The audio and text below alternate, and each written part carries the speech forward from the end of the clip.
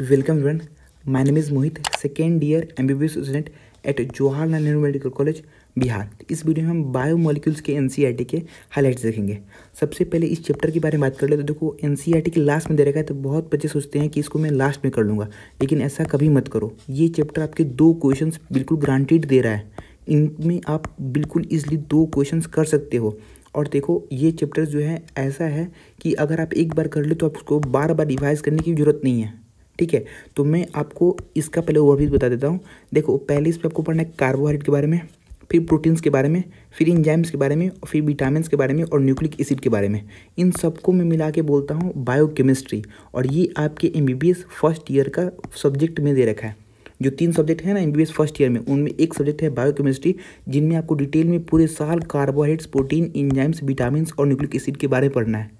तो पूरा आपका चैप्टर्स ये इन्हीं 5 टॉपिक्स में है, और ये मैं आपको बहुत अच्छे से NCERT के लाइन बाय लाइन करा सकता हूँ, क्योंकि मैंने पूरे साल यही पढ़ रखे हैं, ठीक है। और ये चैप्टर्स बहुत इंपॉर्टेंट है, क्योंकि देखो लास्ट ईयर 2023 के अंदर इसे जो क्वेश्चन आया हुआ था वो न्यूक्लिक एसिड के ऊपर क्वेश्चन था। बहुत ही सिंपल्स क्या कहता है, NCERT के लाइन्स को चेंज कर दिया गया था। जो फॉस्फोरिक एसिड के बस उसको रिप्लेस करके यहाँ पे फॉस्फोरस एसिड कर दिया गया था। तो इतने डेप्थ में ये क्वेश्चन पूछते हैं, ठीक है। फिर जो रीनीट हुआ था उसी साल में, वहाँ पे आपके जो क्वेश्चंस पूछे कि ग्लूकोज किससे रिएक्ट नहीं करेगा, तो ये आपको 5 डिफरेंट रिएक्शंस जो दे रखे हैं NCERT में, उनमें से उठा के रिएक्शन दे रहा है, ठीक है।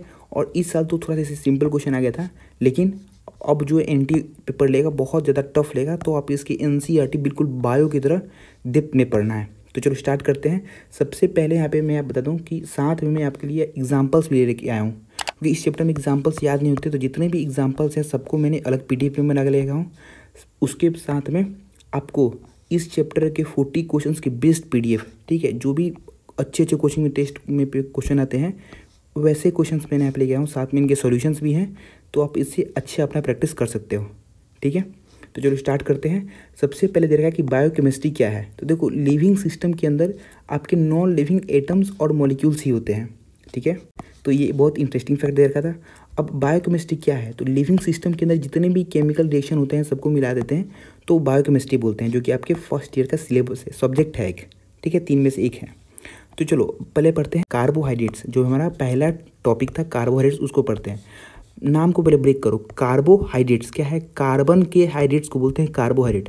फॉर एग्जांपल जैसे एक आपकी कार्बन होगा और उनमें बहुत सारे H2 मॉलिक्यूल्स एडेड होंगे, तो इस फॉर्मेट CxH2OI तो बोलते हैं कार्बोहाइड्रेट्स। फॉर एग्जांपल देखो ग्लूकोज जो है C6H2O6 है, इसको कैसे लिख सकते हैं, C6H26, तो ये इस फॉर्मेट में आ गया ना, तो बोलते हैं हाइड्रेट्स ऑफ कार्बन को बोलते हैं कार्बोहाइड्रेट्स।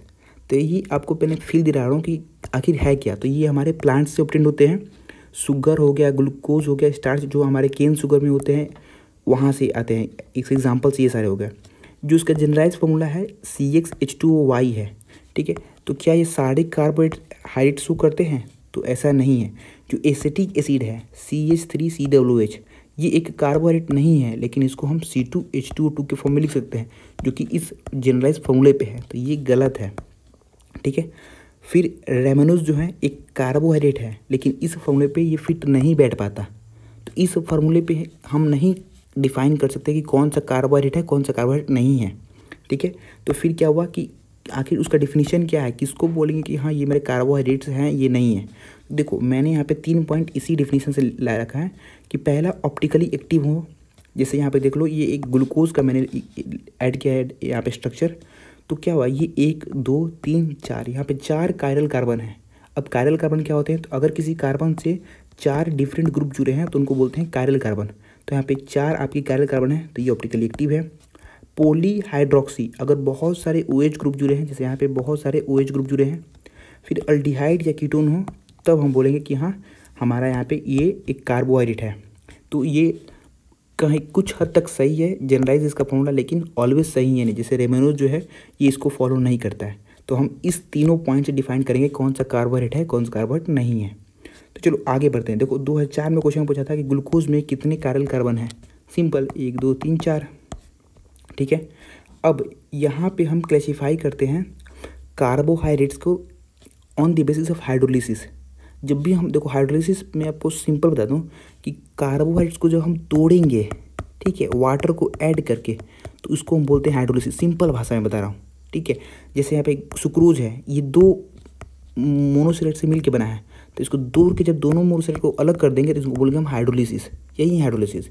तो जब भी हम जैसे किसी भी कार्बोहाइड्रेट को तोड़ेंगे तो उसमें से मोनोसेलेट निकलेगा ही निकलेगा, ठीक है। तो मोनोसेलेट जो है सबसे सिंपलेस्ट यूनिट होता है, इसका फर्दर हाइड्रोलिसिस पॉसिबल नहीं है, इसको और आगे नहीं तोड़ सकते, ठीक है। आपके 20 मोनोसेलेट्स अभी तक हैं, ठीक है, जिसमें ग्लूकोज, फ्रुक्टोज, राइबोज। तो मैं आपको यहाँ पे एग्जांपल्स दिखा देता हूँ कि कौन कौन से एग्जांपल हैं आपके। तो देखो मोनोसेलेट के जो एग्जांपल हैं ग्लूकोज, फ्रुक्टोज, गैलेक्टोज। आरएनए के अंदर पाया जाता है राइबोज और डीएनए के अंदर पाया जाता है डीऑक्सीराइबोज। अब खुद बताओ दोनों में डिफरेंस क्या है? OH ग्रुप का डिफरेंस होता है, ठीक है। अब जो ओलिगोसेकेराइड होता है ये क्या होता है? अगर हम किसी भी कार्बोहाइड्रेट का हाइड्रोलिसिस करें 2 से लेकर 10 तक अगर मोनोसेकेराइड्स हमारे मिलते हैं तो बोलते हैं ओलिगोसेकेराइड, ठीक है। ऐसे में आपको क्वेश्चंस जो मैंने बनाए उसमें एग्जांपल है जिसमें कि 8 लिखा हुआ है, तो वहाँ पे केयरफुल रहना। 2 से लेकर 10 तक अगर मोनोसेकेराइड मिलेंगे तो वहाँ पे होगा ओलिगोसेकेराइड हाइड्रोलिसिस के बाद। अगर 2 मिल गए मोनोसेकेराइड तो बोलेंगे डाइसेकेराइड। अगर 3 मिल गए तो ट्राइसेकेराइड। 4 मिल गए तो टेट्रासेकेराइड। डिपेंड करता है कि कितना मेरा मोनोसेकेराइड मिल रहा है हाइड्रोलिसिस के बाद। जो सबसे इनमें कॉमन है ओलिगोसेकेराइड में वो है मेरा डाइसेकेराइड। अब जैसे ये सुक्रोज है, ये डाइसेकेराइड है, इसको तोड़ने के बाद 2 मोनोसेकेराइड मिलेंगे। ये दोनों मोनोसेकेराइड सेम भी हो सकते हैं, डिफरेंट भी हो सकते हैं। फॉर एग्जांपल सुक्रोज को जब हाइड्रोलिसिस करेंगे वाटर को ऐड करके एसिड के प्रेजेंस में तो ग्लूकोज मिलेगा और फ्रुक्टोज मिलेगा, जो कि दोनों डिफरेंट हैं, ठीक है। लेकिन वहीं पे अगर मल्टोज को हम ब्रेक करें तो दोनों ग्लूकोज ही मिलेगा। तो दोनों सब यूनिट जो है मोनोसेकेराइड और सेम भी हो सकते हैं और डिफरेंट भी हो सकते हैं डाइसेकेराइड के अंदर। आगे एग्जांपल दे रखा है पॉलीसेकेराइड्स के बारे में। अगर किसी भी कार्बोहाइड्रेट को हाइड्रोलिसिस करें तो लार्ज नंबर ऑफ मोनोसेकेराइड अगर मिलता है तो बोलेंगे पॉलीसेकेराइड्स, जैसे स्टार्च, सेलुलोज, ग्लाइकोजन, जो हमको डिटेल में भी आगे पढ़ना है। अब देखो ये बहुत अच्छा लाइन दे रखा है कि पॉलीसेकेराइड को बोलते हैं नॉन शुगर। क्यों बोलते हैं भाई? आखिर कार्बोहाइड्रेट तो शुगर ही हुआ, तो पॉलीसेकेराइड्स को नॉन शुगर भी कभी कभी बोलते हैं क्योंकि ये स्वीट टेस्ट का नहीं होता, ठीक है। तो नॉट स्वीट इन टेस्ट इसलिए बोलते हैं नॉन शुगर, ठीक है। अब देखो ये वाला जो यहाँ पे लाइन है सबसे इंपॉर्टेंट, इस चैप्टर का मैं बता रहा हूँ सबसे इंपॉर्टेंट लाइन यही है। पुराने वाले एनसीईआरटी में अच्छे से दे रखा था, यहाँ पे कुछ लाइन्स कम कर दिए, लेकिन इसको हम डिटेल में करेंगे। पहले है कि कार्बोहाइड्रेट्स को हम क्लासीफाई किए रिड्यूसिंग शुगर में और नॉन रिड्यूसिंग शुगर में। क्या होता है आखिर? ऐसे कार्बोहाइड्रेट जो कि फेलिंग सोल्यूशन और टॉलरेंस रिएजेंट। देखो अगर आपने पढ़ा है aldehyde, ketone, carboxylic acid chapter तो हमें पता होगा कि हाँ ये 2 रिएजेंट होते हैं, फेलिंग सोल्यूशन और टॉलरेंस रिएजेंट। ये दोनों को अगर कोई कार्बोहाइड्रेट रिड्यूस कर दे तो उनको बोलेंगे रिड्यूसिंग शुगर। अब उनको हम डिटेल में पढ़ते हैं। तो एग्जांपल में क्या, जितने भी मेरे मोनोसेकेराइड हैं ये सारे के सारे रिड्यूसिंग शुगर होते हैं, ठीक है। तो कैसे भाई इसको हम देखेंगे? तो देख लो, पहले देख लेते हैं। ये हो गया मोनोसेकेराइड का एग्जाम्पल, ये हो गया डाइसेकेराइड का एग्जाम्पल, और ये यहाँ पे दे रखे हैं मैंने पॉलीसेकेराइड के एग्जाम्पल्स। अब ये यहाँ पे पुरानी वाली एनसीईआरटी लाइन है, रिड्यूसिंग शुगर कौन होता है और नॉन रिड्यूसिंग शुगर कौन होता है। अगर मेरा अल्डिहाइडिक और कीटोनिक ग्रुप बॉन्डेड स्टेट में है तो बोलेंगे नॉन रिड्यूसिंग शुगर, जैसे एग्जांपल में सुक्रोज हो गया। अगर उस स्ट्रक्चर में अल्डिहाइड और कीटोनिक ग्रुप फ्री हैं तो बोलेंगे रिड्यूसिंग शुगर, ठीक है। जैसे मल्टोज और लैक्टोज हो गया। जैसे आप देख लो एग्जांपल, ये ग्लूकोज हो गया, ये फ्रुक्टोज हो गया। यहाँ पे आपकी CHO ग्रुप जो है, अल्डिहाइडिक ग्रुप जो है ये फ्री हैं तो बोलेंगे हम इनको रिड्यूसिंग शुगर। जैसे ये फ्रुक्टोज है, यहाँ पे आपको देख लो ये CO जो कीटोन ग्रुप है ये फ्री है तो इनको बोलेंगे हम रिड्यूसिंग शुगर। लेकिन अब देख लो सुक्रोज, इनमें क्या है आपको कहीं नहीं दिखेगा CHO और CO ग्रुप, मतलब जो कीटोन का ग्रुप है वो आपको कहीं नहीं दिखेगा फ्रीली, ये बॉन्डेड स्टेट में है तो इसको बोलेंगे हम नॉन रिड्यूसिंग शुगर, ठीक है। तो आपको पहले सबसे पहले एग्जाम्पल याद करना है, एग्जाम्पल ही बेस्ट है। जो रिड्यूसिंग शुगर है ये यहाँ पे है मोनोसेकेराइड, सारे के सारे ग्लूकोज, फ्रुक्टोज, गैलेक्टोज, और कुछ डाइसेकेराइड जैसे कि मल्टोज और लैक्टोज हो गया। लेकिन नॉन रिड्यूसिंग शुगर तो आप एकदम इसको टैटू करवा लो, याद कर लो कि सुक्रोज जो है ये एक नॉन रिड्यूसिंग शुगर है। ये आपके जैसे 2016 में क्वेश्चन भी था कि इसमें नॉन रिड्यूसिंग, बस सिंपल सा क्वेश्चन था, सुक्रोज हो गया। लेकिन आप बताओ जब आप एनसीईआरटी में डायग्राम देखोगे तो आपको कुछ सुक्रोज का डायग्राम ऐसे दे रखा है। तो मैं भी एक स्टार्टिंग जब प्रिपरेशन कर रहा था तो कन्फ्यूज था कि ये क्या है, मतलब ये तो यहाँ पे हमको कोई दिख ही नहीं रहा, ना CHO दिख रहा है और ना कीटोन ग्रुप दिख रहा है। फिर ये है कैसे, ये आखिर रिड्यूसिंग शुगर है कैसे। तो होता ये है कि जब ये इक्विलिब्रियम पे होता है तो फिर यहाँ पे आपके CHO ग्रुप इसमें शो होते हैं, ठीक है, जो इसके दूसरा यूनिट है उसमें। तो यही यहाँ पे आप इसलिए रिड्यूसिंग शुगर है, बिकॉज यहाँ पे आपके CHO ग्रुप जो है फ्री है, मोनोमर स्टेट में नहीं है, इसलिए मल्टोज लैक्टोज रिड्यूसिंग शुगर है, सुक्रोज नहीं है, ठीक है। चलो इतने हो गए मेरे, आगे पढ़ते हैं। अब देखो मैंने जो ये था ओवरव्यू था, वहाँ पे था कि हम पहले कार्बोहाइड्रेट से शुरू करेंगे, फिर आएंगे मोनोसेकेराइड में, उसके अंदर है ग्लूकोज और फ्रुक्टोज, दो उसके एग्जाम्पल उनके बारे में पढ़ेंगे। फिर आएंगे डाइसेकेराइड के अंदर, फिर उसमें सुक्रोज मल्टोज लैक्टोज उनके बारे में पढ़ेंगे। फिर आएंगे पॉलीसेकेराइड के अंदर, वहाँ पे पढ़ेंगे हम लोग स्टार्च, ग्लाइकोजेन और सेलुलोज। फिर पढ़ेंगे प्रोटीन के बारे में, एंजाइम के बारे में और आगे, ठीक है। तो स्टार्ट करते हैं कार्बोहाइड्रेट के अंदर मोनोसेकेराइड। अब मोनोसेकेराइड क्या होते हैं भाई, तो हम देख लिए। अब नंबर ऑफ कार्बन एटम के बेसिस पे और फंक्शनल ग्रुप के बेसिस पे इसको भी हम आगे डिफरेंट टाइप्स में क्लासीफाई किए हैं। देखो 3 कार्बन है तो ट्राइयूज, 4 कार्बन है तो टेट्राउज, 5 कार्बन है तो पेंटाउज। लेकिन अगर उसमें अल्डिहाइड ग्रुप है तो बोलेंगे aldotriose. 3 carbon aldehyde group aldotriose, 3 carbon ketone group ketotriose. जैसे अगर 6 कार्बन है तो बोलेंगे हेक्सोज, अगर अल्डिहाइड है तो एल्डो हेक्सोज, कीटोन है तो कीटो हेक्सोज। अब यहाँ पे एग्जांपल देख लेना, एल्डो हेक्सोज बोलते हैं ग्लूकोज को और कीटो हेक्सोज बोलते हैं फ्रुक्टोज को। यानी कि ग्लूकोज में 6 कार्बन होगा और अल्डिहाइड ग्रुप होगा, कीटोन में भी कितना होगा 6 कार्बन होगा, ठीक है, लेकिन कीटो ग्रुप होगा, इसलिए फ्रुक्टोज को याद कर लेना, अभी आगे पढ़ेंगे। तो मोनोसेकेराइड हो गया। अब इसके एग्जाम्पल क्या है, मेरा पहला एग्जाम्पल है ग्लूकोज। तो ग्लूकोज के बारे में पढ़ते हैं।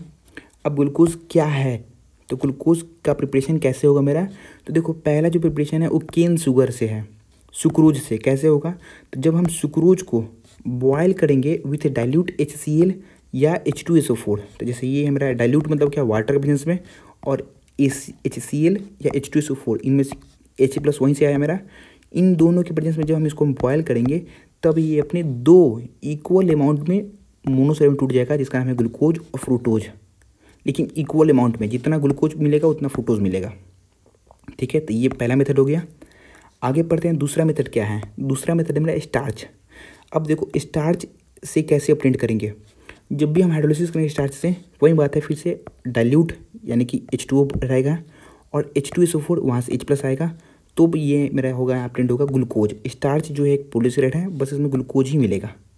तो ये 2 मेथड हो गया इसके प्रिपरेशन का। अब आगे पढ़ते स्ट्रक्चर ऑफ ग्लूकोज के बारे में। देखो ग्लूकोज एक एल्डो हेक्सोज है, अभी हमने पढ़ा था।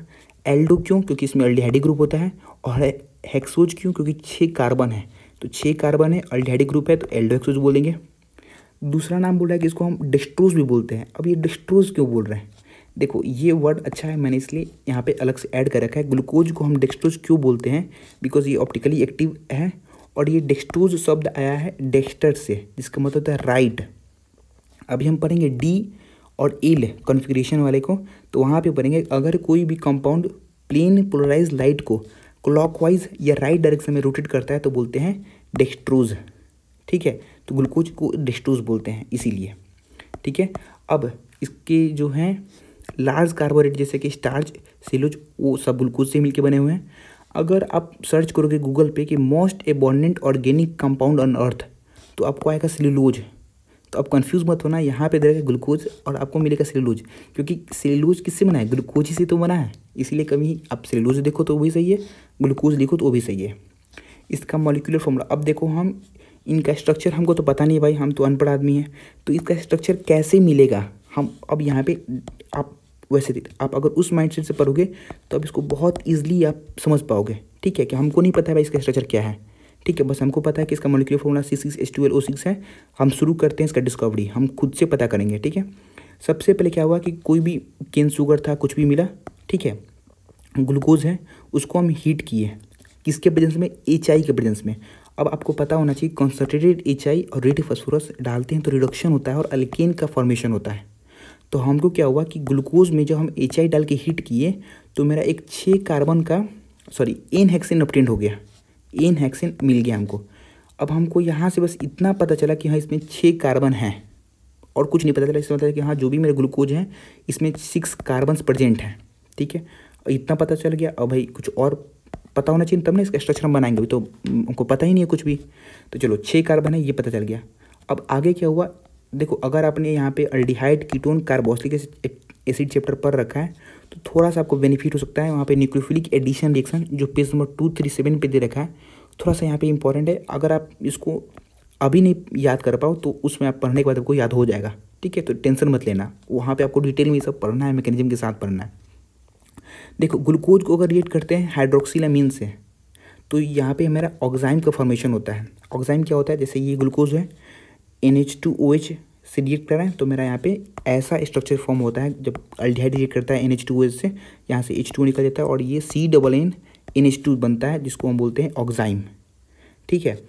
और अगर हम वहीं ग्लूकोज को रिएक्ट करा दें हाइड्रोजन साइनाइड से HCN से, तब यहाँ पे बनता है मेरा साइनोहाइड्रीन, ठीक है।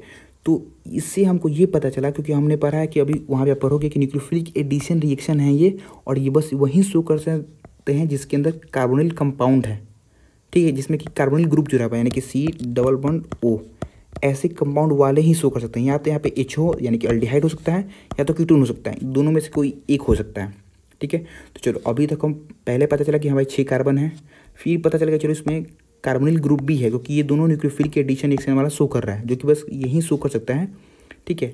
लेकिन अभी हमको नहीं पता है कि अल्डिहाइड है कि कीटोन है ग्लूकोज के अंदर, तो वो कैसे पता चलेगा। तो चलो हम जब इसका ऑक्सीडेशन करते हो, आप पढ़े हुए कीटोन का ऑक्सीडेशन बहुत मुश्किल है।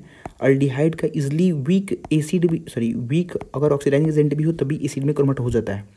तो अगर हम ग्लूकोज के अंदर वीक ऑक्सीडाइजिंग एजेंट यानी कि ब्रोमीन वाटर डालें, तुरंत मेरा एसिड में कन्वर्ट हो जाएगा, 6 कार्बन के एसिड में कन्वर्ट हो जाएगा, कार्बोक्सिलिक एसिड में कन्वर्ट हो जाएगा। तो इससे ये पता चला कि चलो भाई इसमें अल्डिहाइड ग्रुप ही है, जो कार्बोनिल ग्रुप था वो मेरा वो अल्डिहाइड ग्रुप ही है, क्योंकि ये ब्रोमीन वाटर जो है माइल्ड ऑक्सीडाइजिंग एजेंट है और ये मेरे 6 कार्बन के एसिड का फॉर्मेशन कर रहा है। इसका मतलब चलो इसमें अल्डिहाइड ग्रुप है। तो अभी तक हमको पता चला कि 6 कार्बन है, कार्बोनिल ग्रुप है, और उस कार्बोनिल ग्रुप में कौन सा है, तो अल्डिहाइड है, कीटोन नहीं है, अल्डिहाइड ग्रुप है। अब हमको पता करना है कि इसमें OH है कि नहीं है, ठीक है।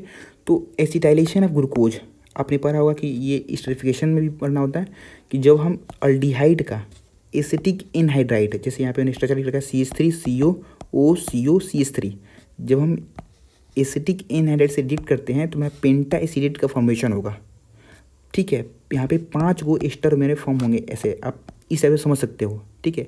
इसका मतलब ये हुआ कि इसमें 5 OH ग्रुप है, क्योंकि आपको पता होना चाहिए जब भी स्टरीफिकेशन होता है तो यहाँ पे जो OH ग्रुप है, जैसे 4 यहाँ पे और 1 यहाँ पे, ये 5 रिएक्ट करेंगे इससे और 5 गो हमारे इनका फॉर्मेशन करेंगे एसीटेट का।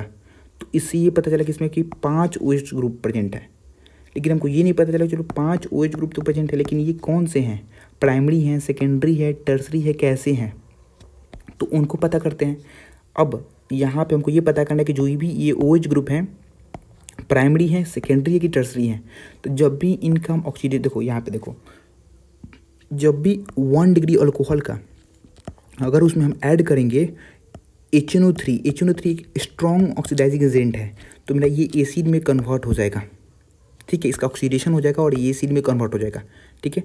तो अगर हम और ग्लूकोज के अंदर HNO3 स्ट्रॉन्ग ऑक्सीडेशन करा दे इसका, तो अगर मेरा यहाँ पे फॉर्म हो जाएगा एसिड, तो चलो मतलब इसके में प्राइमरी अल्कोहल प्रेजेंट है। तो वही हुआ जब इसमें हम ऐड किए HNO3, तो हमारा जो भी जैसे अल्डिहाइड है ये भी एसिड में कन्वर्ट हो गया, और जो प्राइमरी है मेरे अल्कोहल है ये भी कन्वर्ट हो गया COOH में। यानी कि इसमें पता चला कि एक जो है इसमें प्राइमरी अल्कोहल है और एक जो है हमारे यहाँ पे अल्डिहाइड है, ठीक है। तो इस तरह से हम जो स्ट्रक्चर आप देख रहे हो यहाँ पे, इसका हम डिस्कवरी किए इन सारे स्टेप से। तो कुछ नहीं करना, इन स्टेप को एग्जैक्ट रिएक्शन तो आपको याद होना चाहिए, और किससे क्या कंक्लूजन निकला ये भी बहुत इंपॉर्टेंट है, ठीक है। तो चलो अब इसके थोड़े स्ट्रक्चर के बारे में देखते हैं। जो भी इसका स्पेशल अरेंजमेंट है मेरा OH ग्रुप का, उसमें हम फीसर प्रोजेक्शन से देखते हैं। ऐसे जो स्ट्रक्चर फॉर्म होते हैं उनको बोलते हैं फीसर प्रोजेक्शन, ठीक है। जैसे ये ग्लूकोज है फर्स्ट नंबर, सेकंड में है ग्लूकोनिक एसिड और थर्ड में है मेरा सैक्रिक एसिड, ठीक है। सब में जो है आपके 4 कैरल कार्बन प्रेजेंट है। अब देखो ये ऐसे तो आप याद कर सकते हो कि OH जो है राइट में होगा, राइट में होगा, राइट में होगा, बस सेकेंड कार्बन पे OH जो है लेफ्ट में होता है। तो वो थोड़ा ध्यान रख दो स्ट्रक्चर के लिए, ठीक है। अब ग्लूकोज को हम लिखते हैं D पॉजिटिव ग्लूकोज। अब इसका मतलब क्या है, क्या समझते हो आप। तो D यहाँ पे कॉन्फ़िगरेशन को रिप्रेजेंट करता है, पॉजिटिव साइन रिप्रेजेंट करता है कि मेरा ये डेस्टोरोटेटरी है कि लिबोरेटरी। अब इसको हम ध्यान से पढ़ लेंगे। देखो डी जो है यहाँ पे नेम के जो पहले है ये कॉन्फ़िगरेशन को रिप्रेजेंट करता है, जो पॉजिटिव है ये शो करता है कि डेस्ट्रोरेटरी है।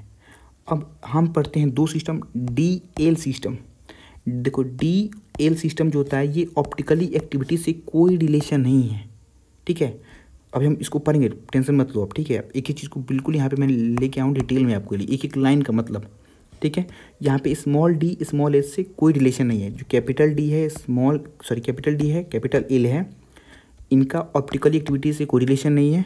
स्मॉल डी स्मॉल एल से कोई रिलेशन नहीं है, पहला बात। और ये न्यू एनसीईआरटी की लाइन है, तो कुछ इंपॉर्टेंट होगा तभी इसको चेंज किए हैं, ठीक है। तो ये लाइन अच्छे से याद कर लो, दोनों लाइन। हम यहाँ पे क्या करते हैं कि पहले पढ़ते हैं small D small L system, फिर पढ़ेंगे capital D capital L system. देखो जो ये कैपिटल डी है तो ये आपके कॉन्फ़िगरेशन पे डिपेंड करता है। ये पॉजिटिव साइन है, ये मेरे यहाँ पे स्मॉल डी को रिप्रेजेंट करता है। तो होता क्या है, किसी भी स्ट्रक्चर में या तो पॉजिटिव साइन लिखते हैं, मैक्सिमम केस में एनसीईआरटी में तो पॉजिटिव साइन लिख रखा है। तो अब से कहीं भी अगर आप पॉजिटिव साइन देखना तो समझ जाना कि ये जो लिख रखा है ये स्मॉल डी बोल रहा है, यानी कि जो वो कंपाउंड जो है मेरा डेस्ट्रोरेटरी है। इसका मतलब क्या हुआ, आप ध्यान से इस फिगर का देखो। इसका मतलब ये हुआ कि वो कंपाउंड को जब हम प्लेन पोलराइज लाइट को पास कराएंगे, जैसे पीपीए लाइट को पास करेंगे, तो ये इसको राइट यानी कि क्लॉकवाइज डायरेक्शन में रोटेट कर देगा, समझे। किसी भी कंपाउंड के आगे अगर हम पॉजिटिव साइन लिख रहे हैं तो आप समझ जाना कि ये डेस्ट्रोरेटरी है। कहने का मतलब है कि जब इससे हम प्लेन पोलराइज लाइट को पास करेंगे तो इसको ये क्लॉकवाइज रोटेट कर देगा, ठीक है। इसलिए इसको हम लिखते हैं स्मॉल डी या पॉजिटिव या डेस्ट्रोरेटरी, क्योंकि ये क्लॉकवाइज रोटेशन कराता है, समझे। अगर किसी कंपाउंड के आगे हम निगेटिव साइन आपसे लिखेंगे तो फिर से याद कर लो, ये है लिवोरेटरी कंपाउंड, और यहाँ पे स्मॉल एल भी लिख सकते हैं उसकी जगह पे हम। क्यों लिख सकते हैं, बिकॉज ये जो है प्लेन पोलराइज लाइट को एंटी क्लॉकवाइज डायरेक्शन में रोटेट कराएगा, और ये लिवोरेटरी है, और ये निगेटिव साइन से भी इसको रिप्रेजेंट करते हैं। तो ये था आपका small D small L system. और ये जो है आप कॉन्फ़िगरेशन देख के नहीं बता सकते। अगर हमको बोला जाए कि ये 3 कंपाउंड है, अब बताओ इनको देख के कि यहाँ ओ एच किधर है, एच किधर है, बताओ कौन पॉजिटिव है कौन निगेटिव है, कौन डेस्ट्रोरेटरी है कौन लिवोरेटरी है, तो हम नहीं बता सकते हैं, कोई नहीं बता सकता। जब ये क्योंकि एक्सपेरिमेंटल है भाई, लाइट को डायरेक्शन में किधर घुमाएगा वो ही जानता है, हम नहीं जानते हैं, ठीक है, देख के नहीं बता सकते हैं। तो ये जो है एक्सपेरिमेंटल है, कॉन्फ़िगरेशन पे डिपेंड नहीं करता है, ठीक है। तो ये स्मॉल डी स्मॉल एल डेस्ट्रोरेटरी लिवोरेटरी, और ये ऑप्टिकली एक्टिविटी को शो करता है भाई। जो ऑप्टिकली एक्टिविटी होता है मतलब कि जो भी प्लेन पोलराइज लाइट को रोटेट कर दे वो मेरा ऑप्टिकली एक्टिव होता है, ठीक है। अब आते हैं ये कैपिटल डी और कैपिटल एल सिस्टम में। देखो मैंने ये अलग से लिख रखा है क्योंकि यही समझाने का तरीका है। मैं आपको इसमें खिचड़ी पकाऊंगा तो आप समझ में नहीं आ पाएगा, ठीक है, इसलिए मैंने दोनों को सेपरेट करके ला रहा हूँ। आप इसका पीडीएफ में आपको प्रीमियम जो टेलीग्राम चैनल है वहाँ पे आपको अपलोड कर दूंगा, ज्वाइन कर लेना। मैंने सारे फिजिकल केमिस्ट्री ऑर्गेनिक इनऑर्गेनिक सबके पीडीएफ ऐसे आपको अपलोड कर रखे हैं, आप उससे अच्छे से पढ़ सकते हो, ठीक है। तो इन सारे आप चीज़ें वहाँ पे अपलोड हो जाएगा। अब देखो capital D capital L system क्या है। पहला बात, ये ग्लिसरॉल्डिहाइड और एमिनो एसिड के लिए ही मेरा एप्लीकेबल है, सबके लिए एप्लीकेबल नहीं है। ये जो है हम कॉन्फ़िगरेशंस देख के बता सकते हैं, ये रिप्रेजेंट करता है कॉन्फ़िगरेशन को। Capital D capital L system जो है ये रिप्रेजेंट करता है कॉन्फ़िगरेशन को।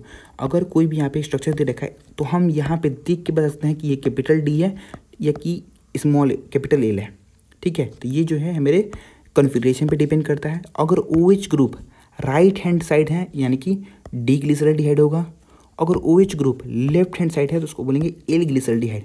अब शुरू करते हैं। जैसे यहाँ पे देखो जो सबसे लोएस्ट कार्बन पे जो मेरा OH ग्रुप है ये राइट साइड प्रेजेंट है तो डी बोलेंगे, डी ग्लिसरॉल्डिहाइड। ये पॉजिटिव और नेगेटिव हम नहीं बता सकते हैं भाई, ये एक्सपेरिमेंटल है। जो लाइट को क्लॉकवाइज रोटेट किया होगा उसको पॉजिटिव बोलेंगे, जो एंटी क्लॉकवाइज उसको नेगेटिव बोलेंगे।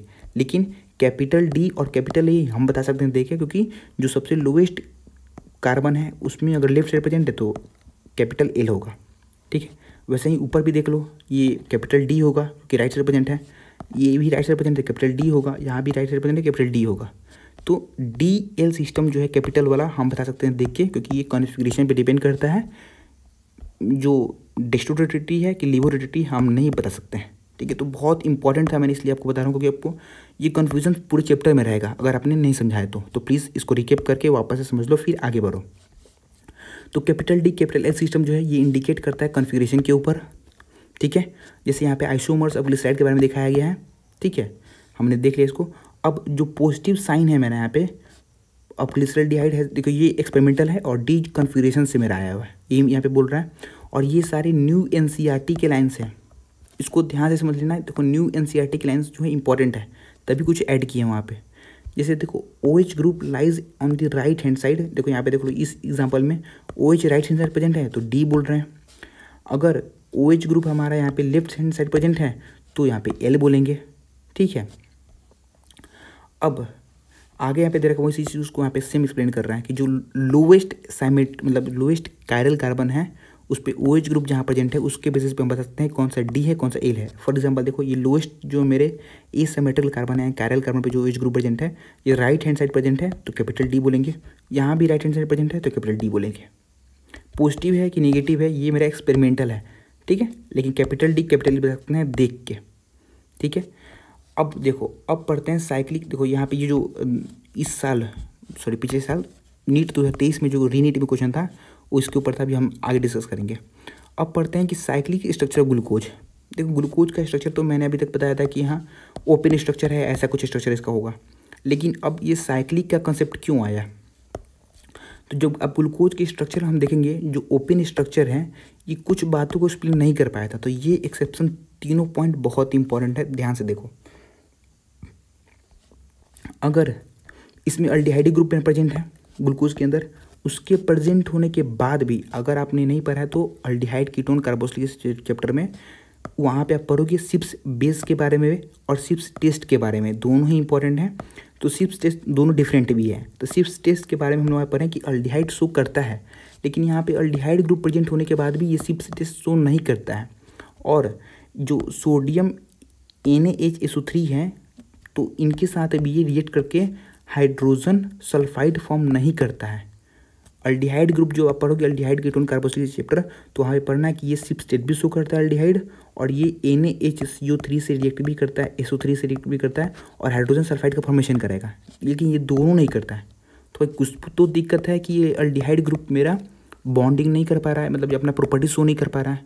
दूसरा, the pentaacetate of the glucose does not react with the hydroxylamine oxime in the, यानी कि जब हम पढ़ेंगे वहाँ पे आप अल्डिहाइड कीटोन कार्बोक्सिलिक चैप्टर, वहाँ पे हमको पढ़ना है कि अल्डिहाइड जो है वो रिएक्ट करता है हाइड्रोक्सिलामीन, जो ऊपर हम पढ़े थे रिएक्शन जो ये था H2NOH, जब रिएक्ट करता है अल्डिहाइड से तो ऑक्साइन का फॉर्मेशन करता है, लेकिन ये भी रिएक्शन नहीं होता। यानी कि ये तीनों शो कर रहा है कि कुछ ना कुछ तो गड़बड़ है इस CHO में, इसलिए ये रिएक्ट नहीं कर पा रहा है इन तीनों रिएक्शन में, ठीक है। तो इसीलिए अब यहाँ पे मेरा साइक्लिक का कंसेप्ट आएगा। जो इस साल क्वेश्चन पूछा था पिछले साल, तो ये क्वेश्चन था कि ग्लूकोज कौन कौन से रिएक्शन शो नहीं करता है। देखो तो यहाँ पे अभी आपने पढ़ा कि सिप्स रीजन से रिएक्ट नहीं करेगा और NaHSO3 से रिएक्ट नहीं करेगा, बाकी तीनों शो करता है, जो हम ऊपर पढ़ चुके हैं। तो ये बेस्ट क्वेश्चन था जो कि आ चुका है, अब कर लो इसको, ये इसका आंसर थर्ड होगा। B और E जो है ये शो नहीं करता है ग्लूकोज के साथ रिएक्शन, बाकी तीनों का रिएक्शन NCERT में दे रखा है। तो बहुत अच्छा क्वेश्चन था ये, ठीक है। अब आगे पढ़ते हैं। जो थर्ड पॉइंट है ये बोल रहा है कि ग्लूकोज का दो फॉर्म है, अल्फ़ा फॉर्म और बीटा फॉर्म। अल्फ़ा फॉर्म का मेल्टिंग पॉइंट आप रफली याद कर सकते हो किसका ज़्यादा है, आप देख लो, अल्फ़ा फॉर्म से ज़्यादा मेल्टिंग पॉइंट है बीटा फॉर्म का।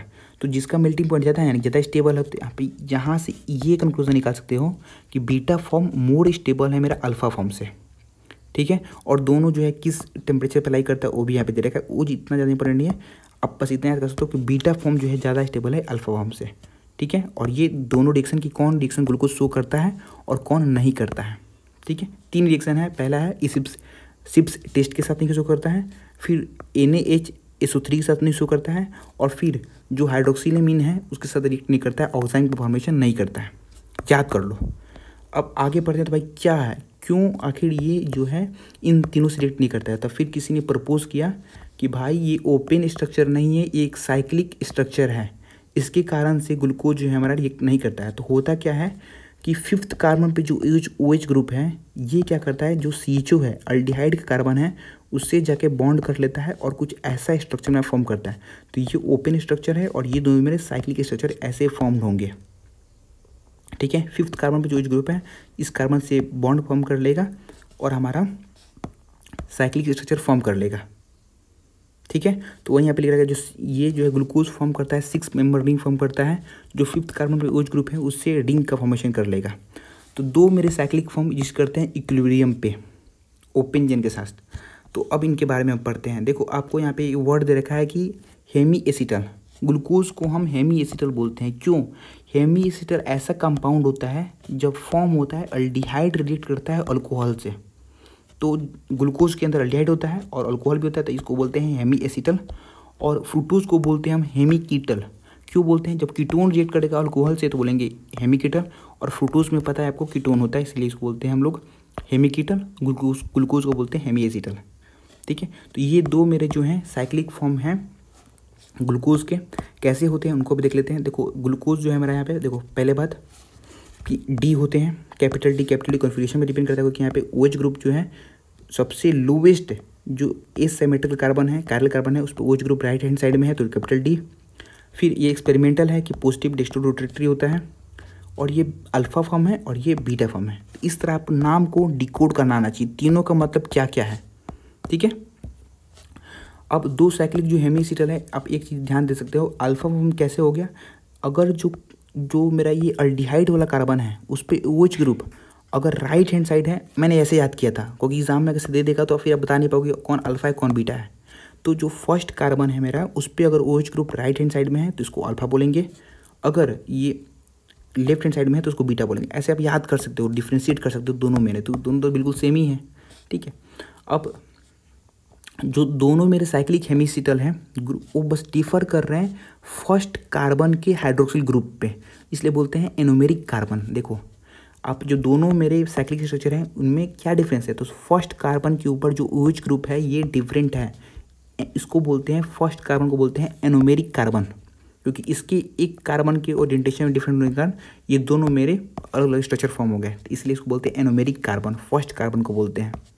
ठीक है, अब आगे बात करें तो इसको दोनों को बोलते हैं हम एनोमर्स। जो अल्फा फॉर्म और बीटा फॉर्म है इनको बोलते हैं एनोमर्स, बिकॉज फर्स्ट कार्बन पे OH ग्रुप के ओरिएंटेशन के डिफरेंट होने के कारण इनका 2 डिफरेंट एनोमर्स का फॉर्मेशन हो गया। अगर आप इस स्ट्रक्चर को ऐसे फॉर्म करोगे तो OH ग्रुप अगर नीचे है तो अल्फा बोलेंगे, OH ग्रुप अगर ऊपर है तो बीटा बोलेंगे। मैंने ऐसे याद किया था, अब भी ऐसे याद कर लो, बहुत अच्छा ट्रिक है। ठीक है, अब ग्लूकोज का जो साइक्लिक स्ट्रक्चर है वो किससे रिजेंबल करता है, तो वो रिजेंबल करता है पायरान से। मतलब ऐसे आप बोल सकते हो एक 6 मेंबर रिंग है जिसमें 5 कार्बन है और 1 ऑक्सीजन है। जो पायरान है मेरा ये 6 मेंबर रिंग है जिसमें कि 5 कार्बन है और 1 ऑक्सीजन है। ठीक है, तो उस जो भी मेरा साइक्लिक स्ट्रक्चर होता है ग्लूकोज का इसी से रिसेंबल करता है। तो यहाँ पे आपका ग्लूकोज जो है कंप्लीट होता है।